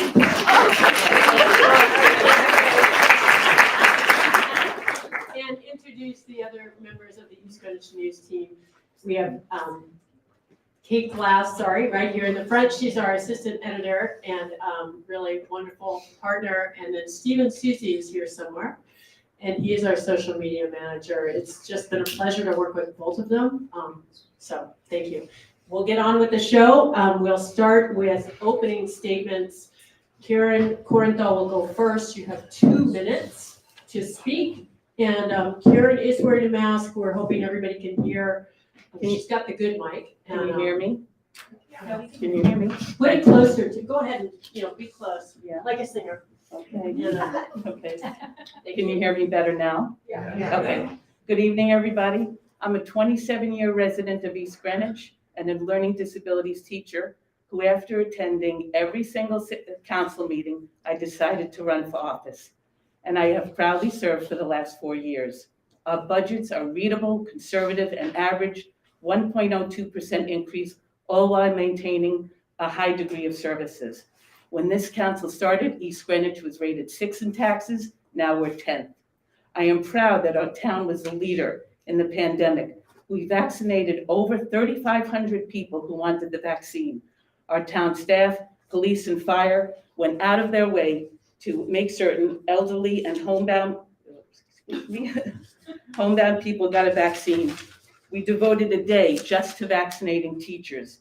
We began a waterfront study to help determine a long-term plan to beautify our waterfront. We received a $100,000 grant to work on a bridge connector for Scalloptown Park. We are in the middle of a parking study to best determine how we can manage the enormous progress of our downtown area. We initiated online permitting to help businesses renew their licenses in a speedy, more efficient manner. We removed the barriers to solar. We began the process of switching our 1,400 town light bulbs to energy efficient, more cost-effective LED lights. For years, our residents on the waterfront had to endure bad behavior and noise. This council increased the police presence, added noise controls, and partnered with the local businesses to clean up the area, thus improving their living conditions. I am enormously proud that we did that. This council has preserved over 100 acres of open space, thus helping manage the growth and maintain the small town feel of East Greenwich Our future is bright, our reserve fund is increasing, and next year we will embark on celebrating the 350th year of East Greenwich. I hope with your support, you will give me another term. Thank you. Thank you. Next, Mike Donegan. Hi, everyone. In case you want to put a face with a name with a sign, I'm Mike Donegan. So I've lived here for 30 years. My wife, Dr. Linda Donegan, and I have raised 5 children here who all went through the public school system. I've been privileged to serve as your vice president of the town council for the last 4 years. Before that, I was the chairman of the planning board and served on that board for 6 years. And before that, I was on the conservation commission for 4 years. And many of you may know me through our Children in the Schools. I was the mock trial coach, the debate team coach, the Model UN advisor. Our youngest is now a junior in college. When we ran in 2018, things were very different. Just look at the tension in the room, right? Things were very different. I'm pleased that our council, if you want to know what I think of our council, it's a working council. We've met more than 65% more than any other council. We've met almost 200 times. That doesn't count the 3 or 4 times a week you're in with the town manager, or you're looking at numbers, department heads. So we're a working group. The things I'm proudest of are that we've been able to restore kind of our brand. We got us out of the news. If you remember 2018, those were not good times for us. Everybody said, what's going on in East Greenwich? We changed all that. We also changed the financial picture. We debunked the false bankruptcy narrative, and we managed your finances. We increased our surpluses both at the school and on the town side, while managing your tax rate to 1.02% against a 4.21% inflation rate. And that's all during COVID. That's all while we're providing all the services. We never closed for one day. I personally was involved in changing the statute that allowed us to change the tax rates so that our big businesses now support the residents and not the other way around, which is what we had. We also give a break to the small businesses. Been a big partner with the Chamber of Commerce, and you're going to hear more about the long list of things that we did in 4 years. I'll follow up in my closing and with the questions. Thank you. Thank you. Next is Renu Englehart. Hi, I'm good. Good evening. Thank you to EG News, the EG Chamber of Commerce, EG Rotary, and Nova Pro and New England Tech for holding this debate. I'd like to thank everybody up here for their participation, and I'm honored to be up here. My name is Renu Englehart. I'm running for re-election to the Town Council. My husband Peter and I have been living in East Greenwich for the past 22 plus years, and all 3 of my adult children attended East Greenwich schools all the way through. Like many others, my husband and I stayed in East Greenwich after our youngest graduated because we love this town, our friends are here, and the amenities nearby. I really valued the time that I spent on the council, and I consider my fellow council members to be friends. I am a former 12-year member of the zoning board, and I've done a lot of volunteering on the school site as well. I think this council has overcome the difficulties of the past by rebuilding relationships with town employees, restoring the fund balance, moving, thanks to Mr. Donegan, to the split tax rate between residential and commercial, revamping, thanks to Mr. Zarrella, the turf field. Ms. Corenthal has a keen eye for details, and Dr. Schwager has led this council ably. I am proud that I brought to this council's attention the med recycler situation in West Warwick, and working with Representative Caldwell and Senator Valverde, this council was able to prevent it from moving in on the East Greenwich line. I'm also proud of spearheading the first ever Earth Day cleanup in East Greenwich that collected over 2 dump trucks worth of trash from our roadsides. This council has been focused on the balance between residents and commercial needs. It has reopened public comment before, during, and during even items that are not, where public comment is not indicated. We've been diligent in preventing some of the violations of the past. We may not always agree with each other, but we treat each other and everyone before us with respect. So thank you again for this opportunity, and I look forward to the questions tonight. Thank you. Peter Rodgers. Good evening. I've never been accused of being quiet, so hopefully everybody can hear me in the back. My wife and Catherine and I have 2 kids that have come through the EG school system. Our son is a junior up at URI now, and our daughter, sophomore, and our daughter is a junior at the high school. We came here mostly because of the schools and the town's reputation. And I think there's a lot of folks in town that I've talked to that moved here for the exact same reasons. The Navy sent me here 10 years ago, almost 10 years ago, to be the executive officer, the deputy commander of the Undersea Warfare Center over in Newport. And we chose to stay here when I retired 5 years ago. So I think that there's 3 major reasons why I'm running for town council this year.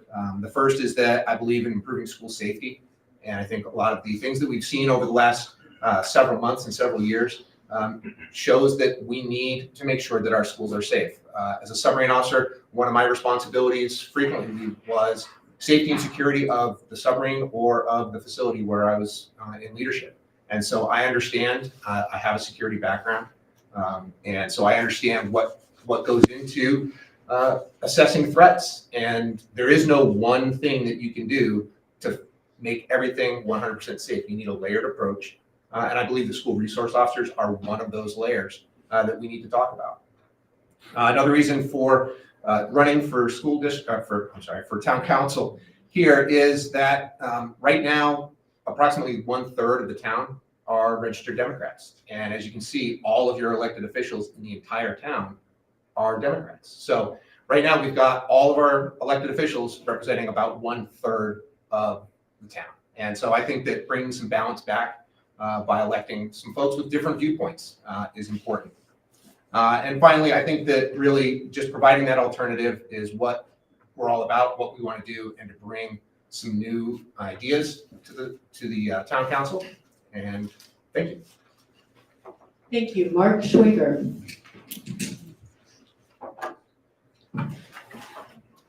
Good evening. In 2018, a Superior Court judge found that the town of East Greenwich was in violation of the Open Meeting Act on 7 occasions. And she declared that the town council in East Greenwich was operating in the dark and needed to turn the lights back on. In response, I ran with a slate of candidates on a campaign platform of open and effective town government, excellence in education, and a strong sense of community. We ran an effective campaign, we engaged the public, and we won. And together, we made the commitment to put in the work, reach a consensus on important issues, and get things done. We welcomed the public back into local government by putting public comment back on our agendas and live streamed our meetings. We completed 4 well-crafted budgets with an average increase in taxes of 1% a year. During COVID, we maintained high levels of public service. Our local government never closed, and we vaccinated over 3,500 people in our regional vaccination center. We kept Med Recycler out of this town. Very proud of that. We completed 5 collective bargaining agreements. We met the needs of our valued employees, and we met the needs fiscally for our taxpayers. We passed a $5 million school bond for infrastructure and security projects for our students. This year, working with the school committee, we replaced the high school turf field, and we clawed back $125,000 of a $700,000 last-minute cut to our school budget. Since our election in 2018 and our re-election in 2020, this council has met almost 200 times. We've proven that we can deliver on our campaign promises, and we've turned the lights back on in East Greenwich. Thank you. Thank you. Brian Turner. Good evening, everyone. I'd like to thank people for coming here tonight. It's great to see people engaged in the local politics. Thank you to EG News for holding this event, and of course, the New England Technical Institute. I came here in 2017 as a new resident with my family, which includes 2 sons that have graduated from East Greenwich High School, and my wife. We came here for my profession, and I served as a vice president of technology and innovation in a construction materials company. I believe my experience in those environments give me translatable skills that can be leveraged to the benefit of our town. Those business acumen and the responsibility of delivering budgets on time and full in various economic climates, I think can serve this community well. Additionally, I've had to be an innovative leader, both of people and projects that comprises working cross-functionally with teams in various departments in order to deliver on difficult tasks and requirements. I'm a data-driven person because of my background in chemistry that makes me really not interested in just the emotional appeal of an issue or matter, but also to look at what does the data do, and we can be led to a reasonable decision that is beneficial for the town. I would like to emphasize, as Peter pointed out, that we have nearly 2/3 of our community that are not represented by our current elected officials. That's 2/3. 2/3 of people that when we walk around on the community trail, they feel and have said they're not heard. They've been ignored, or they've just been bypassed in their opinion after public comment or after writing letters and emails. I'm not here to create drama and suggest that this council hasn't worked hard for this community, but I don't know that it has represented this entire community. And this entire community is made up of people from a conservative to a progressive persuasion. And we should be able to represent those people and land in the middle through public discourse that allows us to land in the middle by representation of all sides. Thank you for your time. Thank you. Michael Zarrella? Yes, I'd like to thank the hosts. My name is Michael Zarrella. I've lived here for 40 years, believe it or not. I live here with my wife, Leanne. I have 3 children. 2 of them graduated from the school system. One's at Boston College, one's at Fairfield University. So all my money's going to the Jesuits right now. My son is in 10th grade in East Greenwich. When I first ran, I ran in 2016, and I ran because I thought it would be fun. Really, East Greenwich was running well, and I thought it would be a fun thing to do. Maybe I could contribute. 2018, it was a different story. I felt like I had to run because of where the town was going. When I did run, I had 3 goals. My goal was to keep taxes under 2% every year. My second goal was to make sure that the schools were funded, and my third goal was to be transparent. And I think we accomplished all 3. All 4 years that I've been here, we have not had a budget increase of more than 2%. It's always been under 2%. We have funded the schools. Now, when I say fund the schools, I don't mean to give the schools everything they ask for. I mean to make sure the schools are funded. And every year we have funded the schools, and at the end of that year, they've had surpluses, which means they were fully funded. In addition, when we first got on the council, I did not think they were fully funded, and I was the one that made the original motion to the supplemental appropriations, in which we gave them an extra $260,000 because they were short. And as to the transparency, I think we've done a good job on that.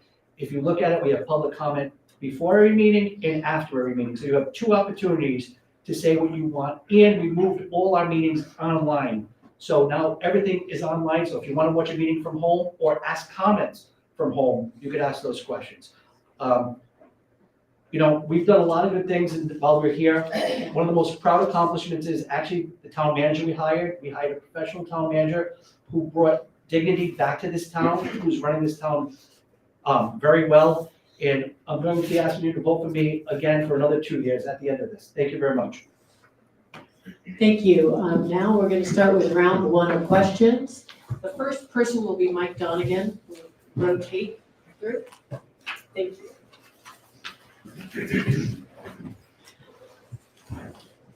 I know a lot of you were already here, but just so you know, these are all questions that we got from readers. We work to edit and consolidate as needed, and then they are chosen at random by our Rotary volunteers. Thank you, guys.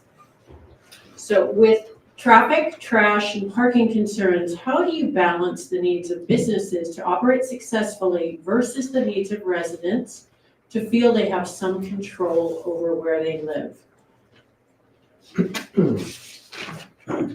Thank you. So it was trash, parking, and what was Traffic. that? Traffic, okay. So in most places in our town, we don't have we don't have a confluence of pressure that makes it untenable. But we do have some spots where that happens. What's happened is we grew from a very small community. We probably are 3 to 4 times the size we were in the 50s. And what ends up happening is our residents, our dwellings, and our businesses are encroaching. And so what do we do about that, right? Everybody wants our businesses to succeed, and we also want our residents to enjoy a quality of life. And so in every instance, it's a compromise. It's situational. Let's take the Oyster Bar area, okay? That's a parking and a traffic issue. What are we gonna do about it? It wasn't an issue when it was a chocolate shop, but now it is. And they have every right to run their business. The owner wants to run it properly, puts up no park, all of that, but we have to address it. We're gonna pass, I believe, an ordinance that will address parking and traffic there. We're gonna hear proposals. Our town manager has advised at the next meeting we'll be having the police come forward with proposals. We'll consider all that. Trash, all of our businesses need to be responsible and manage trash, especially when they're in the neighborhoods. And I think most of them do that. They're willing to hire people to walk the streets the next morning. If they don't, and sometimes that happens, we remind them and they do a very good job of it. When it comes to traffic, again, it's situational. It's some neighborhoods right, are more congested than others. As we build more west of Route 2, right, those roads weren't really designed to handle that. And we have to be much more careful about what we do in terms of density and traffic controls out there. And so I think we're doing a good job of it, but as we continue to grow, and people want to be in East Greenwich, businesses want to be here. I think we have to continue to balance those, but they're almost always on a case-by-case basis. Thank you. Thank you. Would anyone else like to respond? Everybody here is welcome to have a 1-minute response to that same question. Okay, Peter. So in preparing for tonight's debate, I took a look at the 2018 debate, and all of the incumbents up here spoke about fixing the parking situation in East Greenwich during that talk. And as we heard, the parking situation isn't fixed. So I know that the current incumbents are coming back to 2018 this, 2018 that, and this is the reason. I get it, but it's 2022 now, and so we need to look at what's going on today. I've walked the neighborhood behind Providence Oyster Bar. I've talked with the folks that live there. When I told them that I was running for town council, they're like, "You've got some guts showing up in this neighborhood." I said, "No, I'm running for, not on." And they were like, "Oh, okay." As an engineer, as a submarine officer, my job was always to think 2-3 steps ahead, think of those second and third order consequences. I understand that, yes, it used to be a chocolate shop. And so you probably needed 12, maybe 15 parking spots at any given time. As an engineer, I could have told you from day one that putting a restaurant and bar with 125 seat capacity, 49 spots was never going to be enough. And I don't think anybody up here asked those questions. Thank you. Would anyone else like to respond? Renu?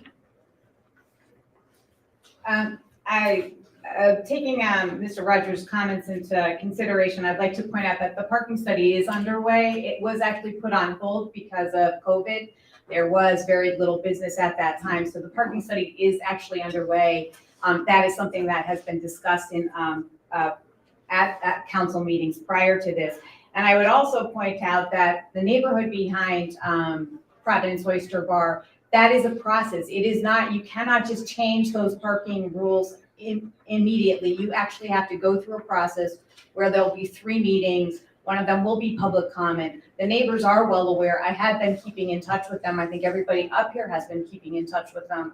That is not just something that you can just decide on your own. So yes, those things are consideration. We discussed them in 2018, but I will guarantee you the parking study is actually underway. It doesn't happen overnight, and it is happening right now.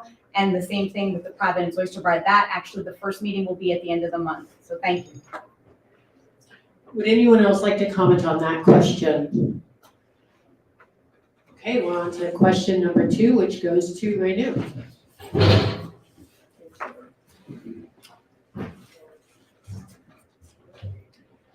The town has experienced significant turnover of long-time employees recently. What would you do to try to stem that flow of experience and talent? So the town has experienced significant turnover recently. Our planning department almost completely turned over. Our main planner left the field altogether. The planner after that actually moved closer to Beat for her family. We had several retirements. I can tell you that according to the Bureau of Labor Statistics, municipal governments right now in the Northeast are experiencing 6% labor shortage. There is not enough qualified people to handle the needs of the towns. For instance, right now in Rhode Island, there is a need for a planner in Tiverton, HR in Newport, there's sewer superintendents in Narragansett and South Kingston, and a town clerk in Narragansett. This is a huge problem. There's approximately 700,000 workers short across the country for municipal and state positions. I mean, part of it is that we are competing with the private sector. You have those skills. Municipal jobs and state jobs don't typically pay as well as they do on the private sector, and people have been leaving those jobs. So we do need to retain good employees, and we've been working on it. I think our town manager has a great plan and has done an excellent job in recruiting people. But in the end, it's going to is trying to find somebody who is qualified, who wants to be and work in a small town, and to compensate them fairly for what they could get, unfortunately, in other towns and on the private market. So, thank you. Brian? To begin, you don't have staff shortages if people aren't leaving. So I understand staffing shortages available across the country, but I don't know that that's relevant if people aren't leaving. In years of experience of managing others, I've managed well into 100, 150 different personalities and people. And it's taught me that people don't usually leave organizations. They leave or quit leadership or strategic vision. That's what happens. They lose touch with those things. Now, when folks are appreciated, valued, challenged, and given the opportunity to contribute, the evidence is clear that they rarely leave for money. While I'm not yet informed about the specifics of what strategic vision or what leadership challenges people might be having with that, it's evident that there are things that studies show that this is why people tend to leave. Personally, I bring professional experience to these types of staffing stabilization and organizational rebuilding. I've done that 3 or 4 times in the course of changing professional responsibilities. To do that, you have to build trust through relational deposits. You have to have clear expectations for job satisfaction and ultimate performance success. And finally, visibility will create accountability for that. Anyone else? All right, we'll move on to our next question. And that we're going to Peter. Thank you. What special skills would you bring to your role as town councilor? I love softballs. So I think that one of the things that I bring to the town council is leadership. For the better part of 30 years now, I've been in leadership positions, from small groups of 8 to 10 to groups of 5,000 or more. I've been responsible for putting together and refueling a nuclear-powered submarine, retesting it, and getting it back to sea with a crew of 300 people. I've been responsible for safety and security of a 5,000-person organization with $1 billion budget every year. And so I think that I can bring some different perspectives.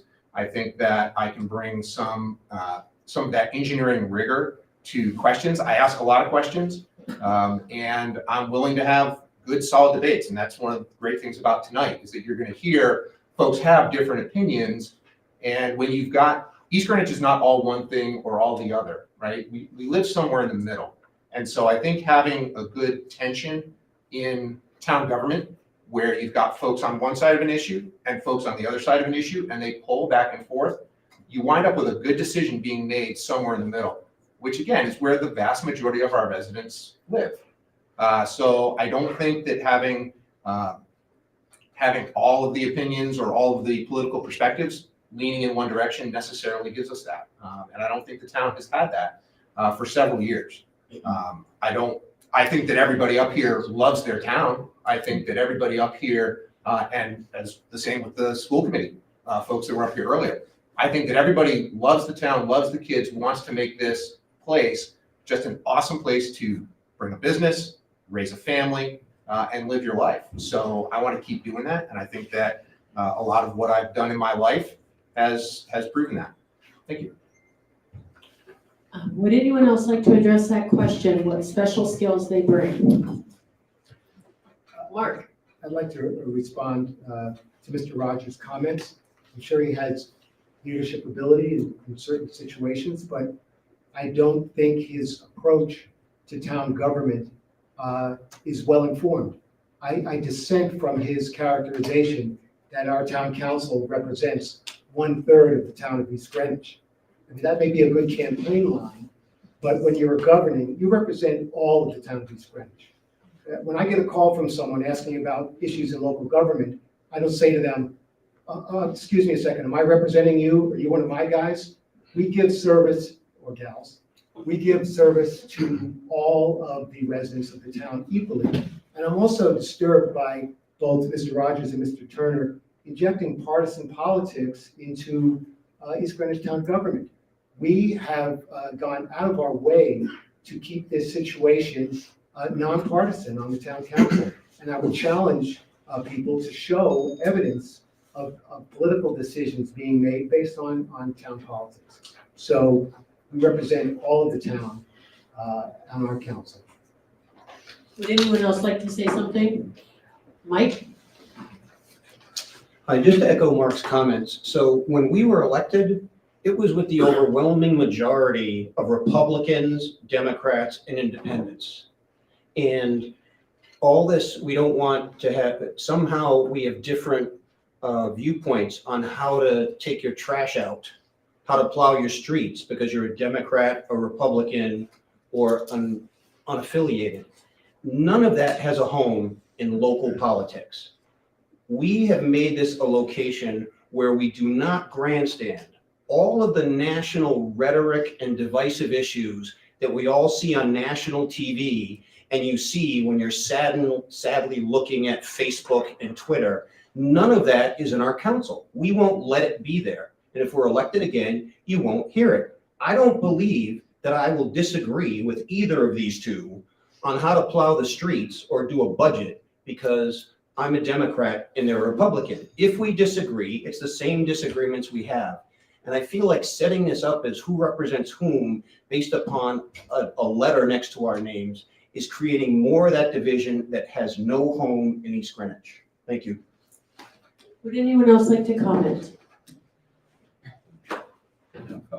Brian? To be clear, there's no one here is attempting to try to bring national politics. And Mike, I agree with you wholeheartedly. We don't have political differences on how to plow the streets. I wouldn't suggest that. We do have constituents, though, that have clearly been felt as though they are not heard or represented. Some, even from Mr. Schwager, you've asked the people not to respond on certain issues or to not make comments on your Facebook page. There's been other things like that going on that I hear about. I can't tell you whether they're actually true because I haven't had that experience. But what I can tell you is as I walk around the streets and I engage with people, people are informing us that they're not heard. They're not heard at the school committee level. They're not heard at the state level. They haven't been heard at the town council level. I think that is a consideration. Sometimes you can get in a little bit of groupthink that you think that you're representing everybody when possibly you aren't because you don't have the natural tension that goes on within our parties. I don't want this to be a party thing. I really don't.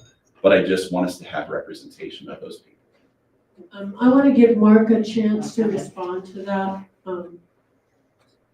comment about him. You characterize Mark. Is he using another one of his? Is that one of his? No. We call a name out. Oh, okay. Oh, okay. I'm sorry. I didn't. Is there a time on Thank this? A minute?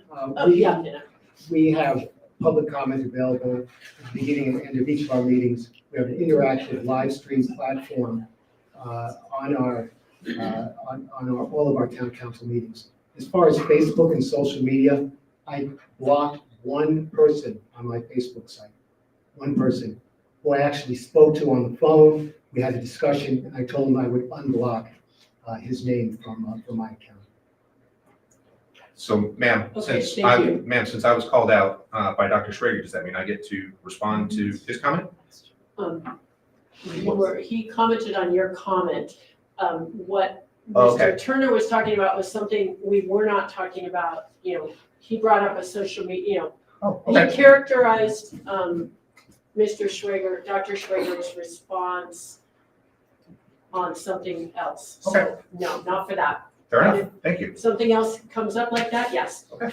So, anyone else? Are we done with this question or shall we move on? And that would be for Mark Schwager. Thank you.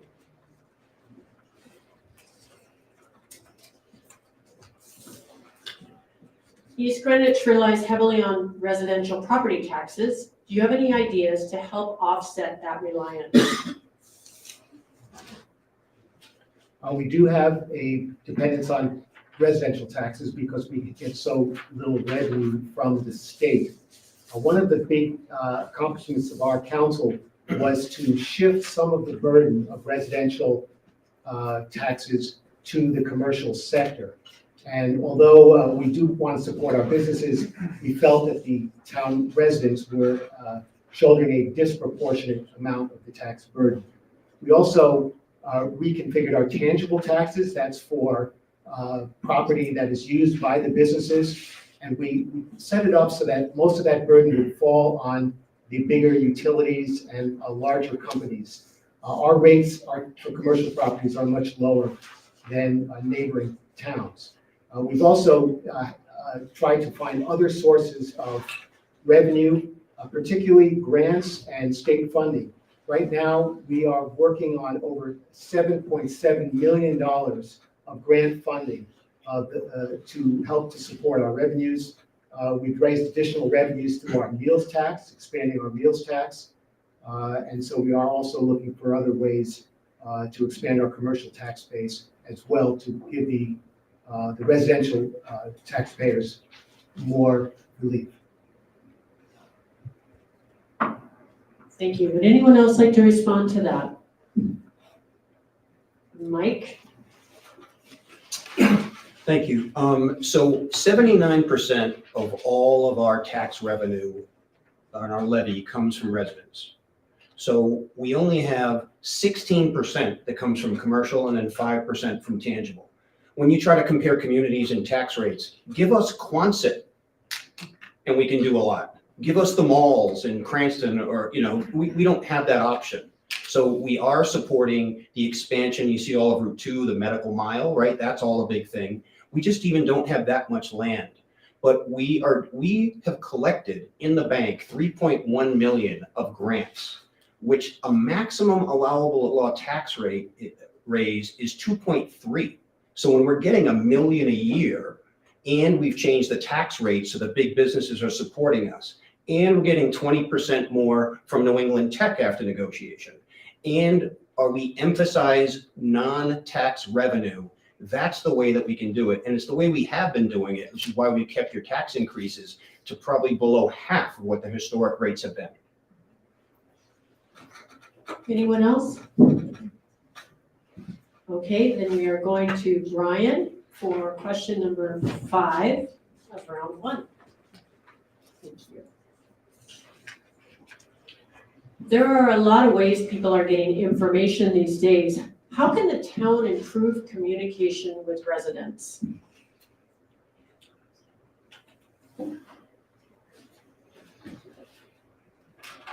First of all, thank you for the question. I think one thing that has become apparent as I've started to engage with the town council process is much of the engagement seems to be reactionary instead of proactive.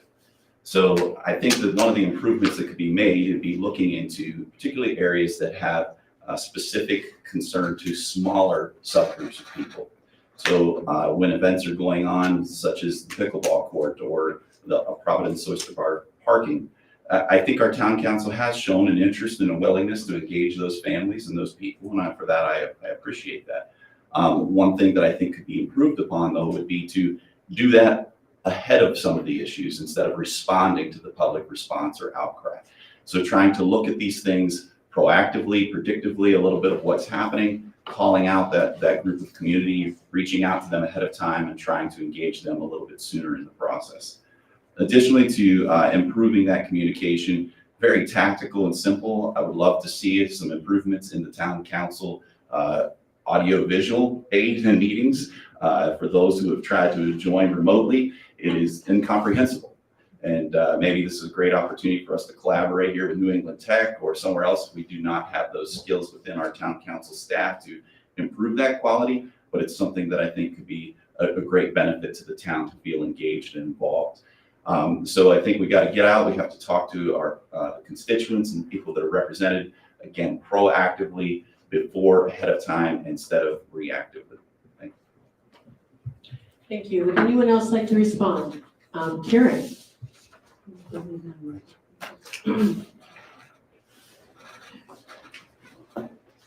Thank you. First of all, you're absolutely correct. The audio was terrible. I was homesick and it was terrible. However, I believe in 2 weeks it will be completely changed. So it is going to be excellent. As far as engaging community, that is something that I've thought about, and I think we've all thought about it. Because we had a community services big master plan meeting, and maybe there were, I don't know, 40, 50 people there. I don't think you were there. I don't think you've been at any town council meeting up until the past few. So what tends to happen is people don't come to town council meetings until there's an issue. When there was the issue with the pickleball, we handled it. I got calls, we handled it, we had a meeting at the police station, we handled it.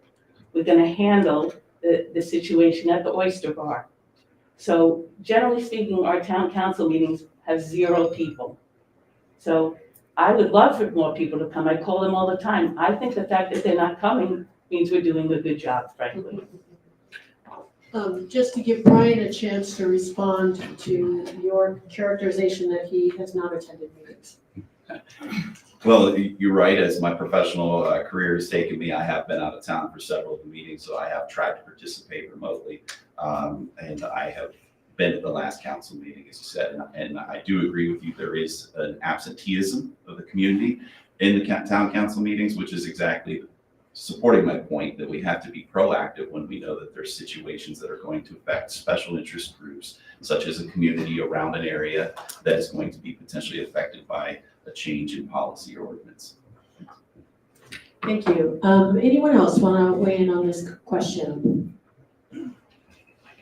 Okay, I think Michael Zarrella is next. Thank you so much. What is your opinion of the 400 unit plus development proposed for Division Road and how it might impact town services and the schools? How can this town meet its state mandated affordable housing goal while maintaining services? That's a great question. I got, what, 2 minutes for that? Yeah, sorry. Not gonna happen. East Greenwich is a quaint community. I like the fact that there's a lot of, trees. You still feel the farmland over on Route 2. My biggest fear is someday this turning into Warwick. All we have is mini malls and we have, buildings that don't belong in the area.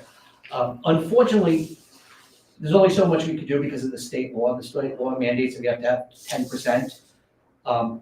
What that allows is a lot of buildings that don't belong where they are. In my neighborhood, my neighbors are very mad because they put a 8-unit condo 3 houses away from me, and everybody yelled at me because I'm on the town council. I'm like, I'm not on the planning board. There's nothing I can do about that. What we really need to do is we need to have people at the state level look at this and make more sense of what's going on. I think there's too many houses being built, and there's nothing we can do about them. A builder comes in, they buy a piece of land, they say they're gonna put 400 units on. We've kind of got our hands tied. So I think it's more of a state problem than it is a town problem. If we could stop some of these things, I would be in favor of it. But the problem is when the town mandates certain laws, communities like East Greenwich suffer the most. Because we have to follow these laws, and certain developments that don't belong where they're being put in are now forced upon us. It doesn't mean that we shouldn't have low-income housing, but I'm just saying certain places, certain neighborhoods, it just doesn't fit in, and unfortunately, I think that's more of a state problem. Thank you. Would anyone else like to speak to that question?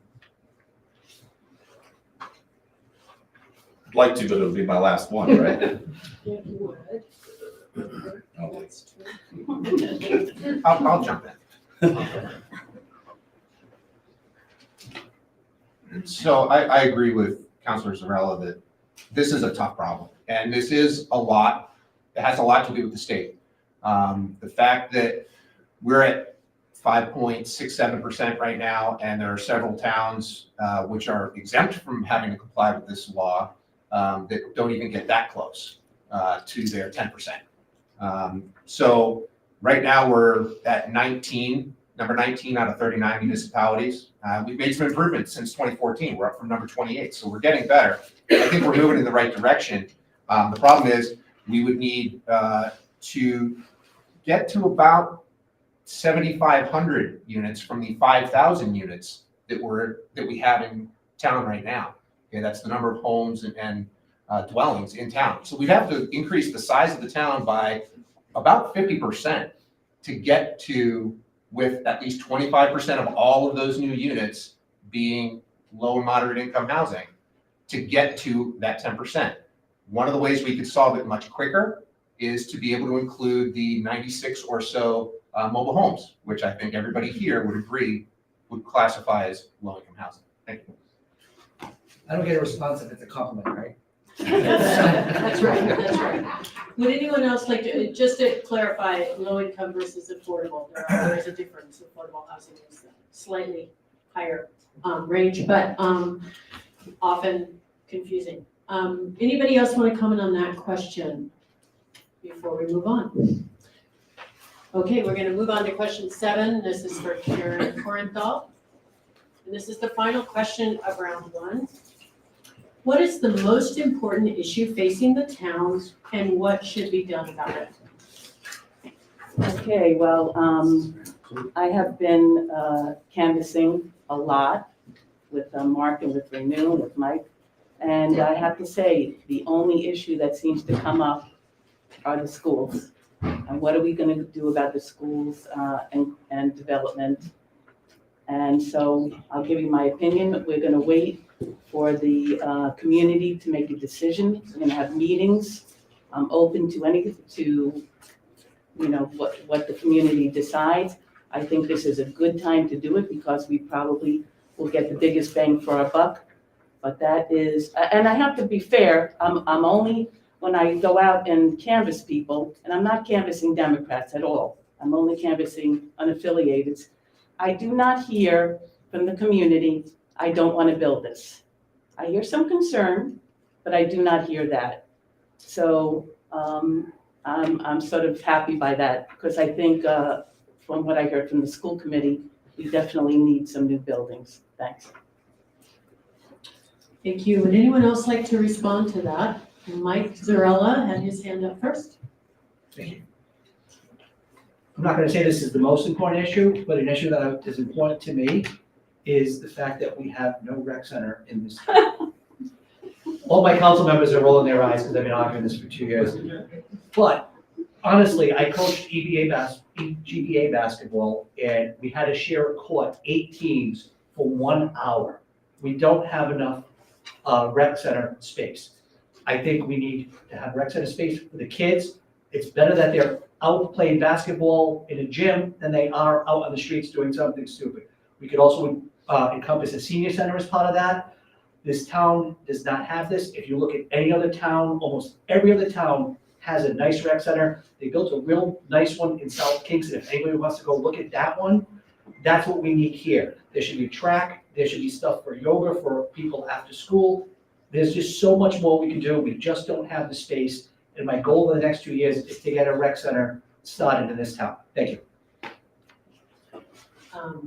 Was that you, Mark? Yes, Yeah. just as far as an important issue, one issue that Yes. kind of ties in with the development on Division Road, the 400-unit development. I mean, growth is going to be a major challenge for this council to deal with.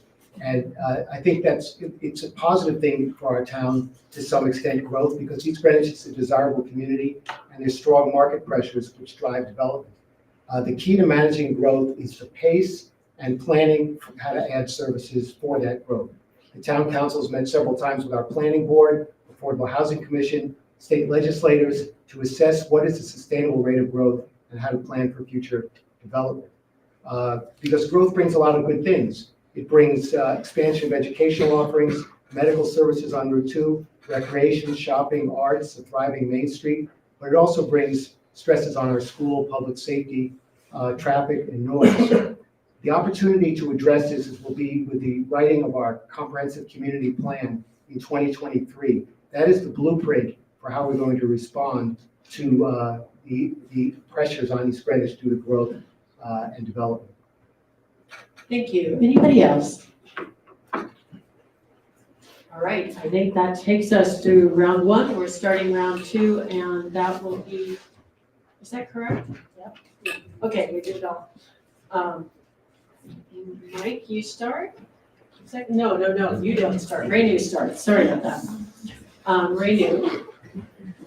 the number of restaurant liquor licenses has risen significantly in the past 20 years. Should there be a limit? So right now, actually, East Greenwich does have a cap on liquor licenses.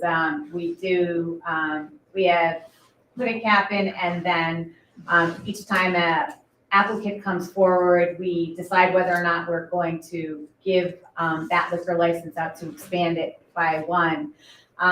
It has been a big issue. I mean, it has thrown somewhat our town out of balance. Before, the town had been sort of a more mixed retail and restaurant area. Now it is very, very popular as a restaurant destination and almost a nightclub destination. I do personally think that we have reached, certainly in the downtown area, I could certainly see expanding the liquor licenses if you were outside the downtown area. But personally, I like the cap because it does force us to look at the location and also the applicants and to see whether or not it fits. It gives people an opportunity to see whether or not they would like to have something like that near their home. This is a really tough situation. We are a victim of our own success. People like coming here, and then therefore we have become a destination into itself, and it has become more desirable to open a business here. It is a fine line between between having more restaurants, more liquor licenses, and having and also meeting the needs of the residents who are not always welcoming. It can be difficult in your area to have a restaurant near your home when you did not previously have one. So it's the cap. We do have a cap. You can apply to lift for a liquor license, and we will look at them individually. So thank you. Would anyone else like to respond to that question? Okay, next question is for Peter. Thank you.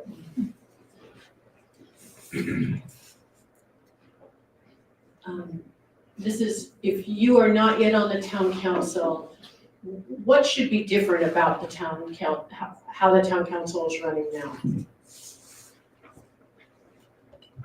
Well, I think that I've been talking about this a little bit. I think that Brian has been talking about this a little bit. And like I said in my opening comment, the town council is is of the same political party as approximately 1/3 of the town. And after talking with many people, both Democrats and unaffiliated, as well as Republicans don't feel that they're heard. They feel that they get ignored, that they write emails to elected officials in the town that get no response, that people are ignored, and that their opinions are not really wanted in this town.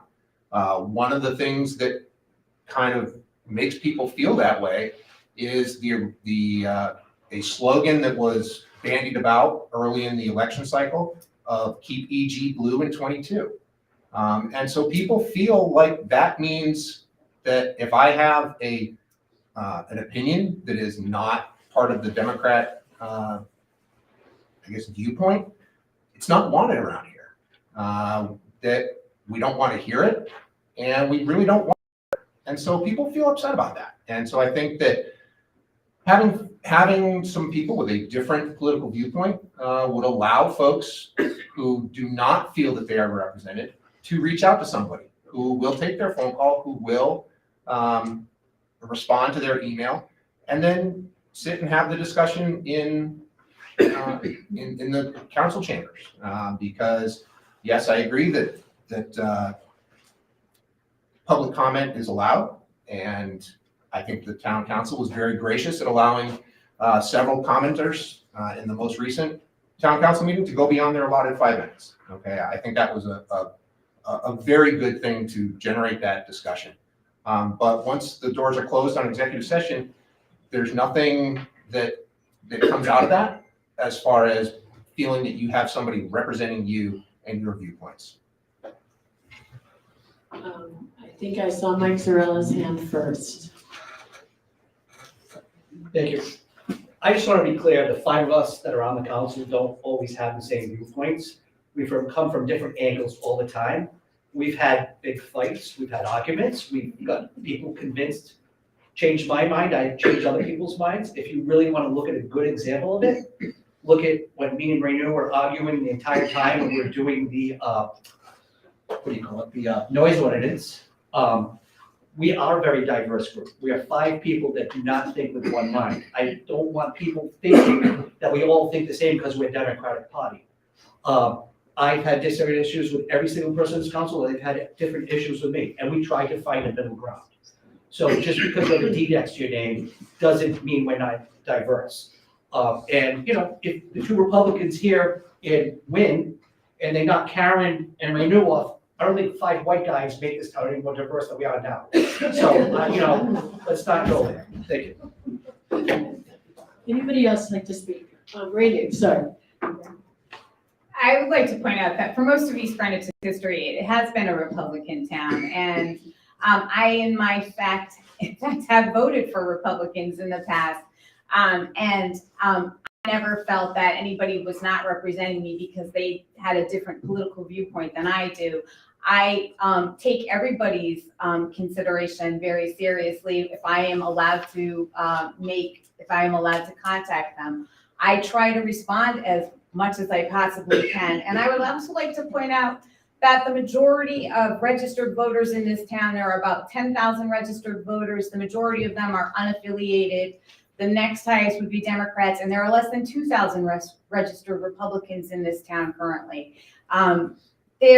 We are not a partisan body. It would not be appropriate. We would be in violation if we were partisan, if we only looked at political parties. So as someone who I consider myself, you know, sort of in the middle, I take great umbrage to that comment. Thank you. Caryn, how many does Caryn have? This would be my second. Okay, this would be the third. Okay. Yeah, Second. I'm sorry I have to speak about this because I frankly think it's nonsense.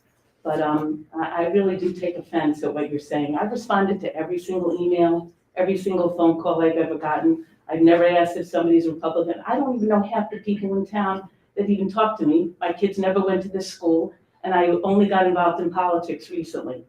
Somebody talked to me in Dave's recently, in the summertime. She's a Republican. I know she's a Republican because she supported the other side when we ran 4 years ago. She came and talked to me about a dog issue. I talked to her. I've spoken to her many times. We had wonderful conversations, and we're going to have a meeting on the dog ordinance. So to say that I don't care or we don't care about Republicans is absolutely ridiculous nonsense. Thank you. Anybody else? Okay. You guys are getting your work out over there. That's right. This is for Mark. What specific environmental policies, if any, would you take leadership on to support efforts to reduce our town and state's contribution to climate change? There's a number of issues that we have tackled recently and that will be coming up. We did enact one of the early municipal plastic bag bans in East Greenwich. We also recently purchased our street lights and we're going to be changing out all of the bulbs for more energy efficient lighting. And we also will be trying to join a energy consortium collaborative where we may be able to have more access to solar power. In addition, our wastewater treatment facility under state guidance is making modifications to its processes and its safety to adapt and to try to limit climate change. So there's a number of areas that we're already working on as far as trying to contribute to environmental improvement with the way we treat the environment. In addition, again, I go back to the comprehensive community plan. In the community plan, which is up for revisit in 2023, there is a section on environmental impact of town processes, things like recycling, which we've done. We've improved the recycling rate over the years in the town of East Greenwich. Things like electric cars.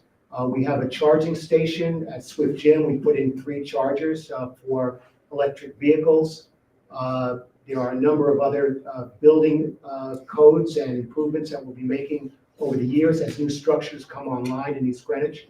And in the comprehensive town plan, we will be able to lay out new improvements to environmental restrictions and benefits for our town. Would anyone else like to respond to that? Brian? This will be your Yeah, lucky number 3. I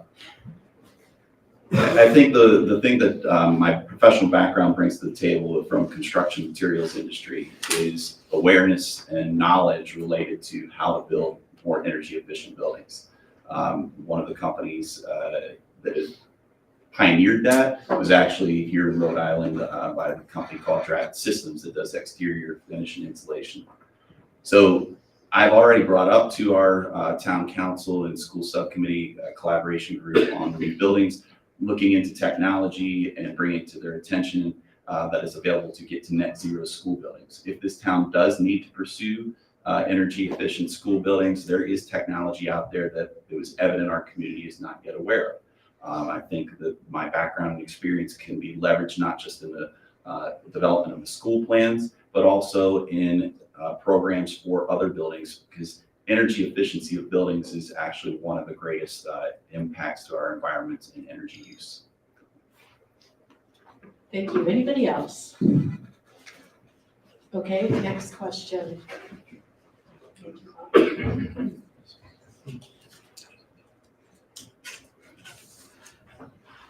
While mass shooting, I'm sorry, I'm asking that to Brian. Thank you. While mass shootings are still a very small percentage of the overall number of violent crimes, recent incidents at schools and public places, including parades, are frightening. How would you address safety concerns in public buildings and public events? Well, active shooter considerations and concerns are something that it's a shame that our communities have to discuss in these days, but it is a reality. And there's not a single behavior that is going to drive our effort for securing our town. It's going to be a layered effect and process that will begin with the support of our dedicated police officers, firefighters, and emergency response personnel. But we can't rely solely on that because, of course, there's response times and everything else that's associated with it. One of the next things that are important is increased public awareness, resources, and training for ALICE, which is Alert, Lockdown, Inform, Counter, and Evacuate training, not just at our school level, but just to the general public, and allowing people to know how they can operate in such an environment like this one if someone came through the door. Schools, unfortunately, seem to be a very high frequency target. I am interested, but I'm not fully informed in all the values, and heard good debate tonight about SROs. But I also believe that mental health support in those areas in high school and middle school are very valuable as well. There also is available funding and grants available through the state for improving security in schools, and when possible, I think East Greenwich should pursue those at every opportunity. Finally, I'm glad to know that we do have a police chief that supports the ability for self-defense, and that we do issue concealed carry permits that allow law-abiding citizens and residents to complete the appropriate certifications and qualifications to leverage self-defense and significantly reduce response time. So I think all of these things in collection provide a layered approach that we can leverage to make our town and our schools a much safer place. Again, it is very regrettable that we even have to have the conversation, but I do think it's important, and I hope for one that only people want to build on this, not rebut it, because it's very important for our community. Thank you. Would anyone else like to address that question? Okay, the next question will be for Zarrella.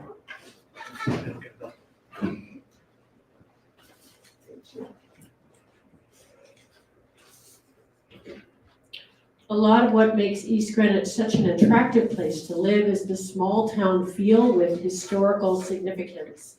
How do we balance planning for the future while honoring the past?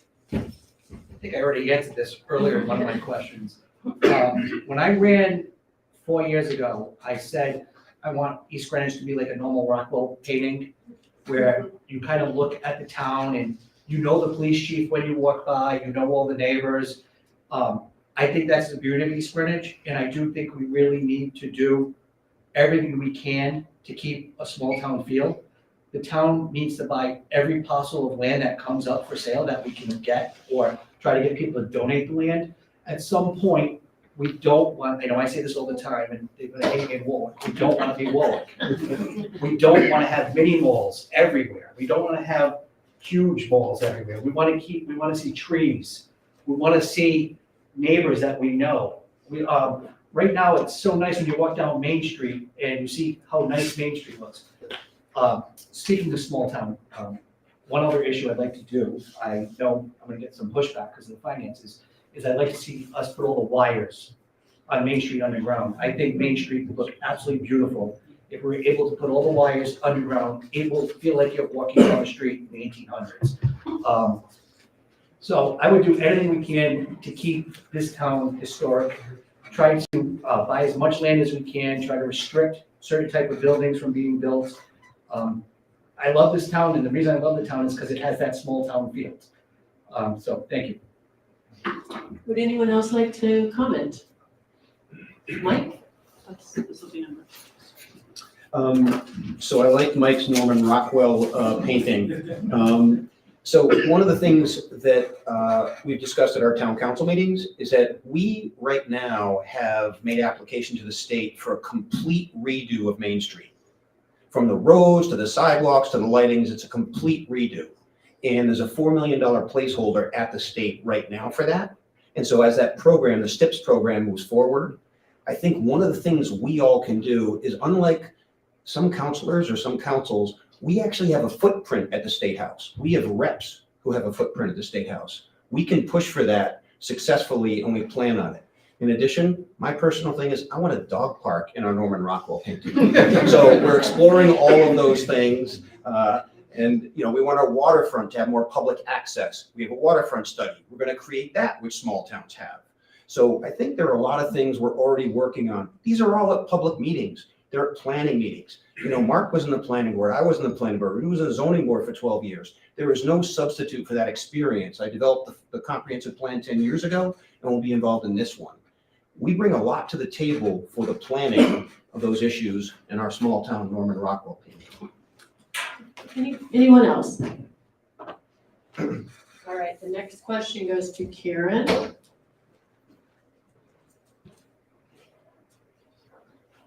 Sorry about that. Rhode Island has legalized the sale of cannabis in the state. If EG voters approve the ballot question about allowing a cannabis store in town, what restrictions, if any, would you want to put in place?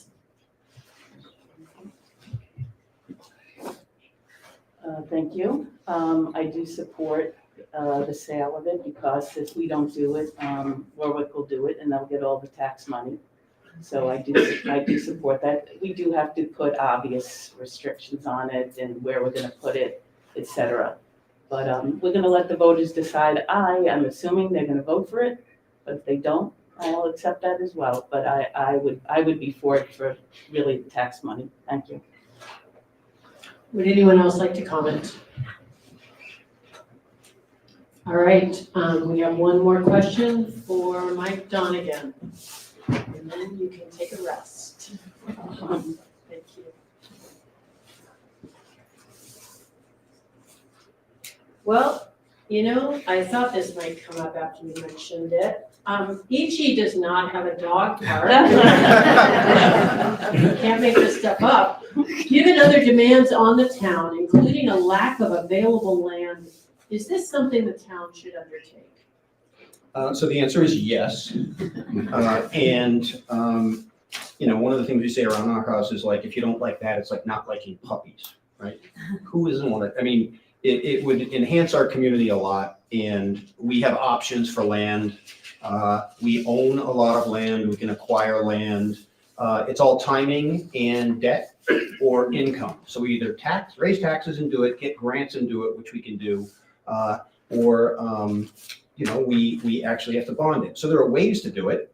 location will be most important, because I want it right next to my house. But, maybe I shouldn't say that out loud. And so, yes, we can do it. It's timing, and we have to manage all of, like, the school bonds, right? We have sewer bonds, we have road bonds. So it all has to fit in with a plan that manages your taxes while we do all of those things. But I choose to live in hope that we can do that, and we're gonna have to manage a lot of financial issues as we go forward. I think we've done a lot of the spade work. Keeping your taxes low and our surpluses high puts us in a great position as we move forward, both to manage the new school bonds and a dog park. Yes. Okay, thank you. With that, we're going to. Could we get a? No, yeah, sorry. Mark Schwager. You saved one, now you gotta do it. I had to save one, so I had stuck with the dog park, so. Don't worry, so did I. But it gives me a good opportunity to talk about our recreational master plan, because I spoke to our recreation director, Andy Wade, and made sure that he had the dog park on his list. So we are doing a town-wide assessment of our recreational needs, and that includes not just sports fields, but other programs of recreation for seniors, for youth, and also for non-humans. So we will be looking into the dog park for the town as part of our master facilities plan.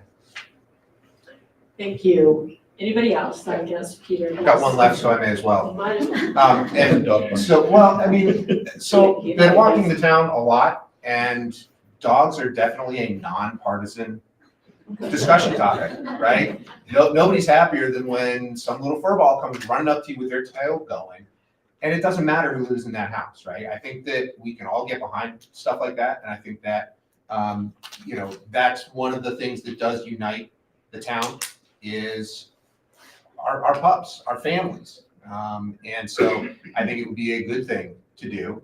And I could definitely get behind that and work with anybody on the town council who wanted to do that. You get to hold on to the mic Oh, I get because first you one? go first for the closing statements, which can be up to 2 minutes. So I wanted to start off by saying thank you to everybody that showed up, for all the folks that were hosting, passing up the questions, to our moderator, and to the other candidates that are up here, going through a really good discussion. And I think this really speaks a lot to the town, that you do have people up here who want to be part of managing and leading the town. And we come from all different walks of life. I think we all have things to offer. And I would be very honored to work with any or all of these people. Obviously, you can only elect 5, but I would be very happy to work with anybody up here, because I think that we can all agree that we love our town. We want this town to be absolutely amazing, and that we want to make this town amazing for generations to come, so that our kids who grow up here, go to school here, may go off to college somewhere else, but they want to come back. They want to bring their business back here. They want to bring their families back to East Greenwich to keep that vibrancy and that growing sense of community. So again, thank you to everybody that showed up. Thank you for taking your time. I'm sure that we will see everybody out there on the campaign trail from both sides, and appreciate it. Thank you. Thank you, Mark.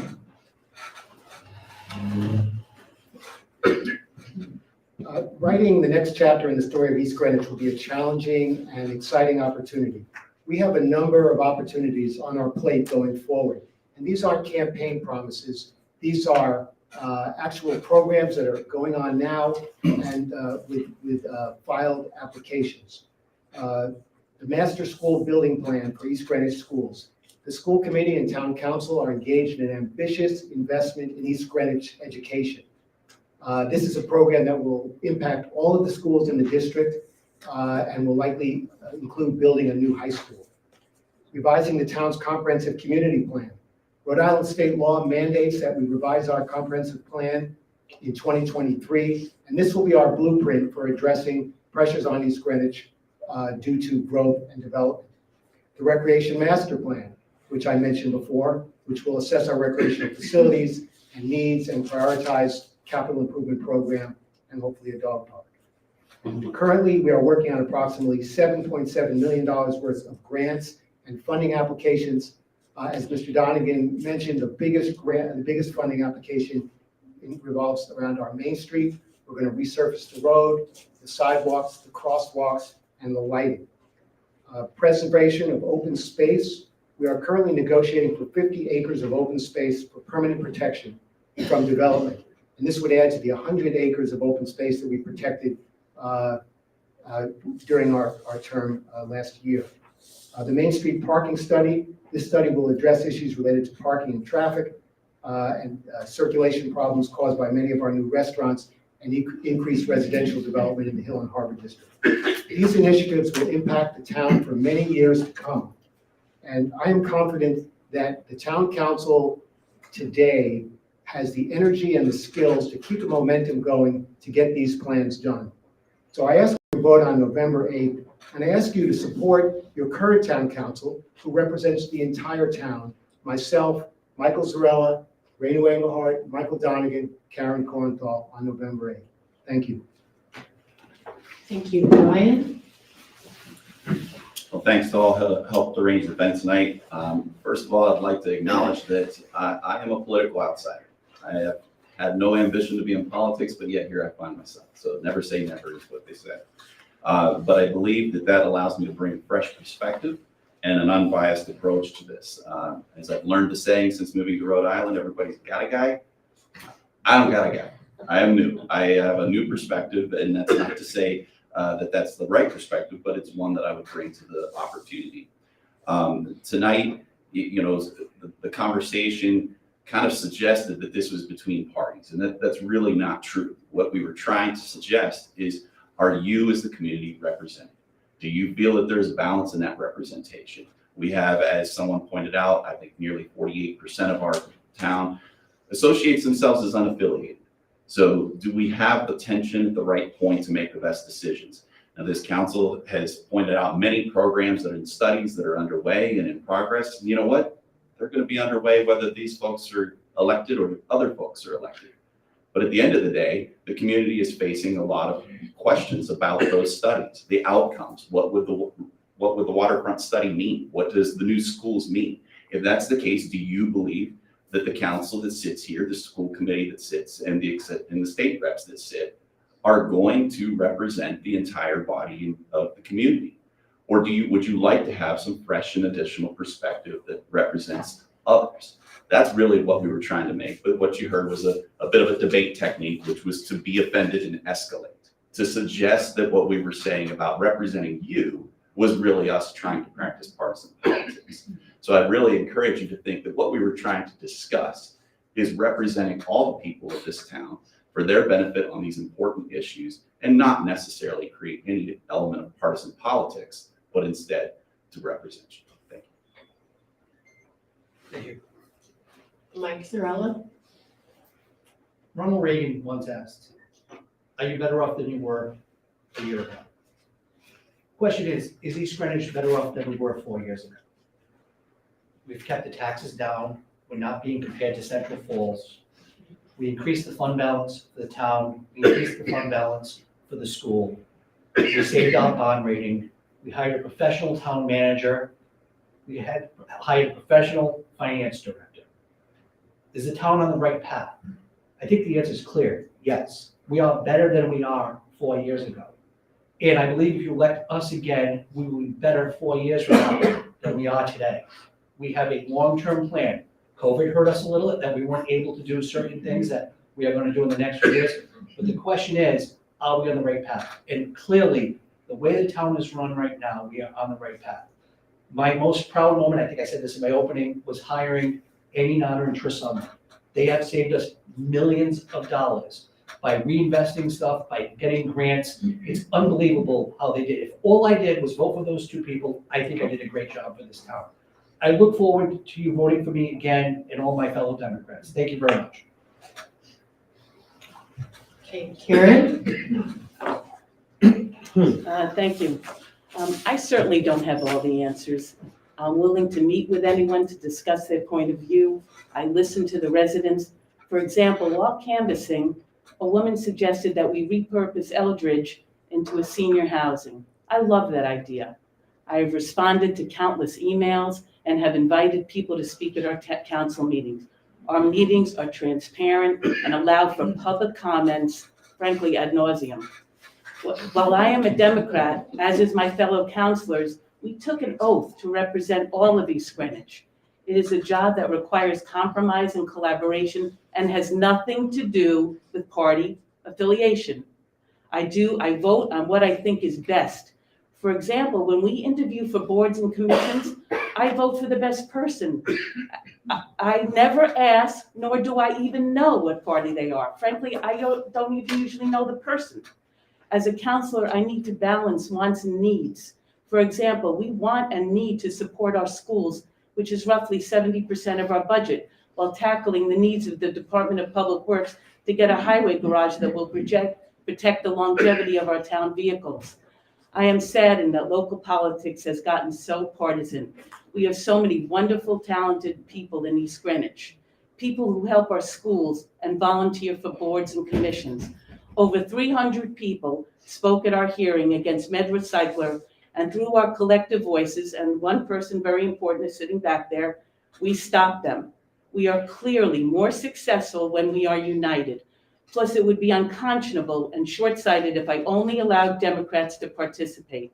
I kindly ask for your vote for all of us, not because we are Democrats, but because we are hardworking, ethical, funny, intelligent people who get the job done. Thank you. Mike Donegan? Thanks, Caryn. So when we talk about Democrats, Republicans, and perspectives and a different viewpoint, I don't think I heard what we're doing that would be different from a Republican perspective. And also the idea that either of our challengers knows what we are and what we do because we have a D next to us is sort of interesting. First, I think Brian tried to walk this back and say he would represent all of you. We can't, but he can, as a Republican, represent you Democrats and you unaffiliated. You know what? I believe he can, just like we can. And to make this a little more curious as we unpack each of us, I have the weird distinction of having been asked by the Republican Party to run as a candidate for town council some years ago. And I was appointed on the planning board by Republicans. Renu was appointed by Republicans. When Mark served, he was appointed by Republicans. And so I don't really know, that didn't exist. That's not a thing here. It's not. We represent all of you. You're our neighbors, you're our friends, you're people we work with. And I believe they would represent all of you, and we represent all of you. The labels have no place in local politics. Thank you. Finally, Renu Englehart.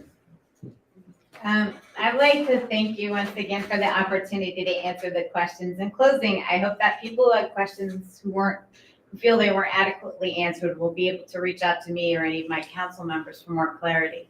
I am very proud of my time on the council. My fellow council members and I spent long hours early in our tenure, many nights in a row, trying to piece together the chaos the previous town manager and finance director left behind abruptly. We worked through many legal actions the town was facing, and we spent many evenings trying to rebuild our administration after they left without paying bills or addressing town business. The two gentlemen opposing us tonight have never served on any capacity in town committee or commission. They have never contacted the town or attended town meetings prior to running. These gentlemen did not even declare during the candidate declaration process, but waited until the 24-hour period afterwards, where the party chair, who was our former town council president, appointed them less than 10 minutes before the 24-hour deadline approached. This town is a great town, and I am lucky to be able to serve it. It is a privilege and not a right to serve on this council, and over the long history of East Greenwich, I am proud that my name is up there. I would like to thank everyone here tonight who volunteered their time to make this debate happen, and to all the attendees tonight. I hope that I and my fellow current town council members have earned your vote, and I thank you again. Thank you very much. That concludes this candidates forum.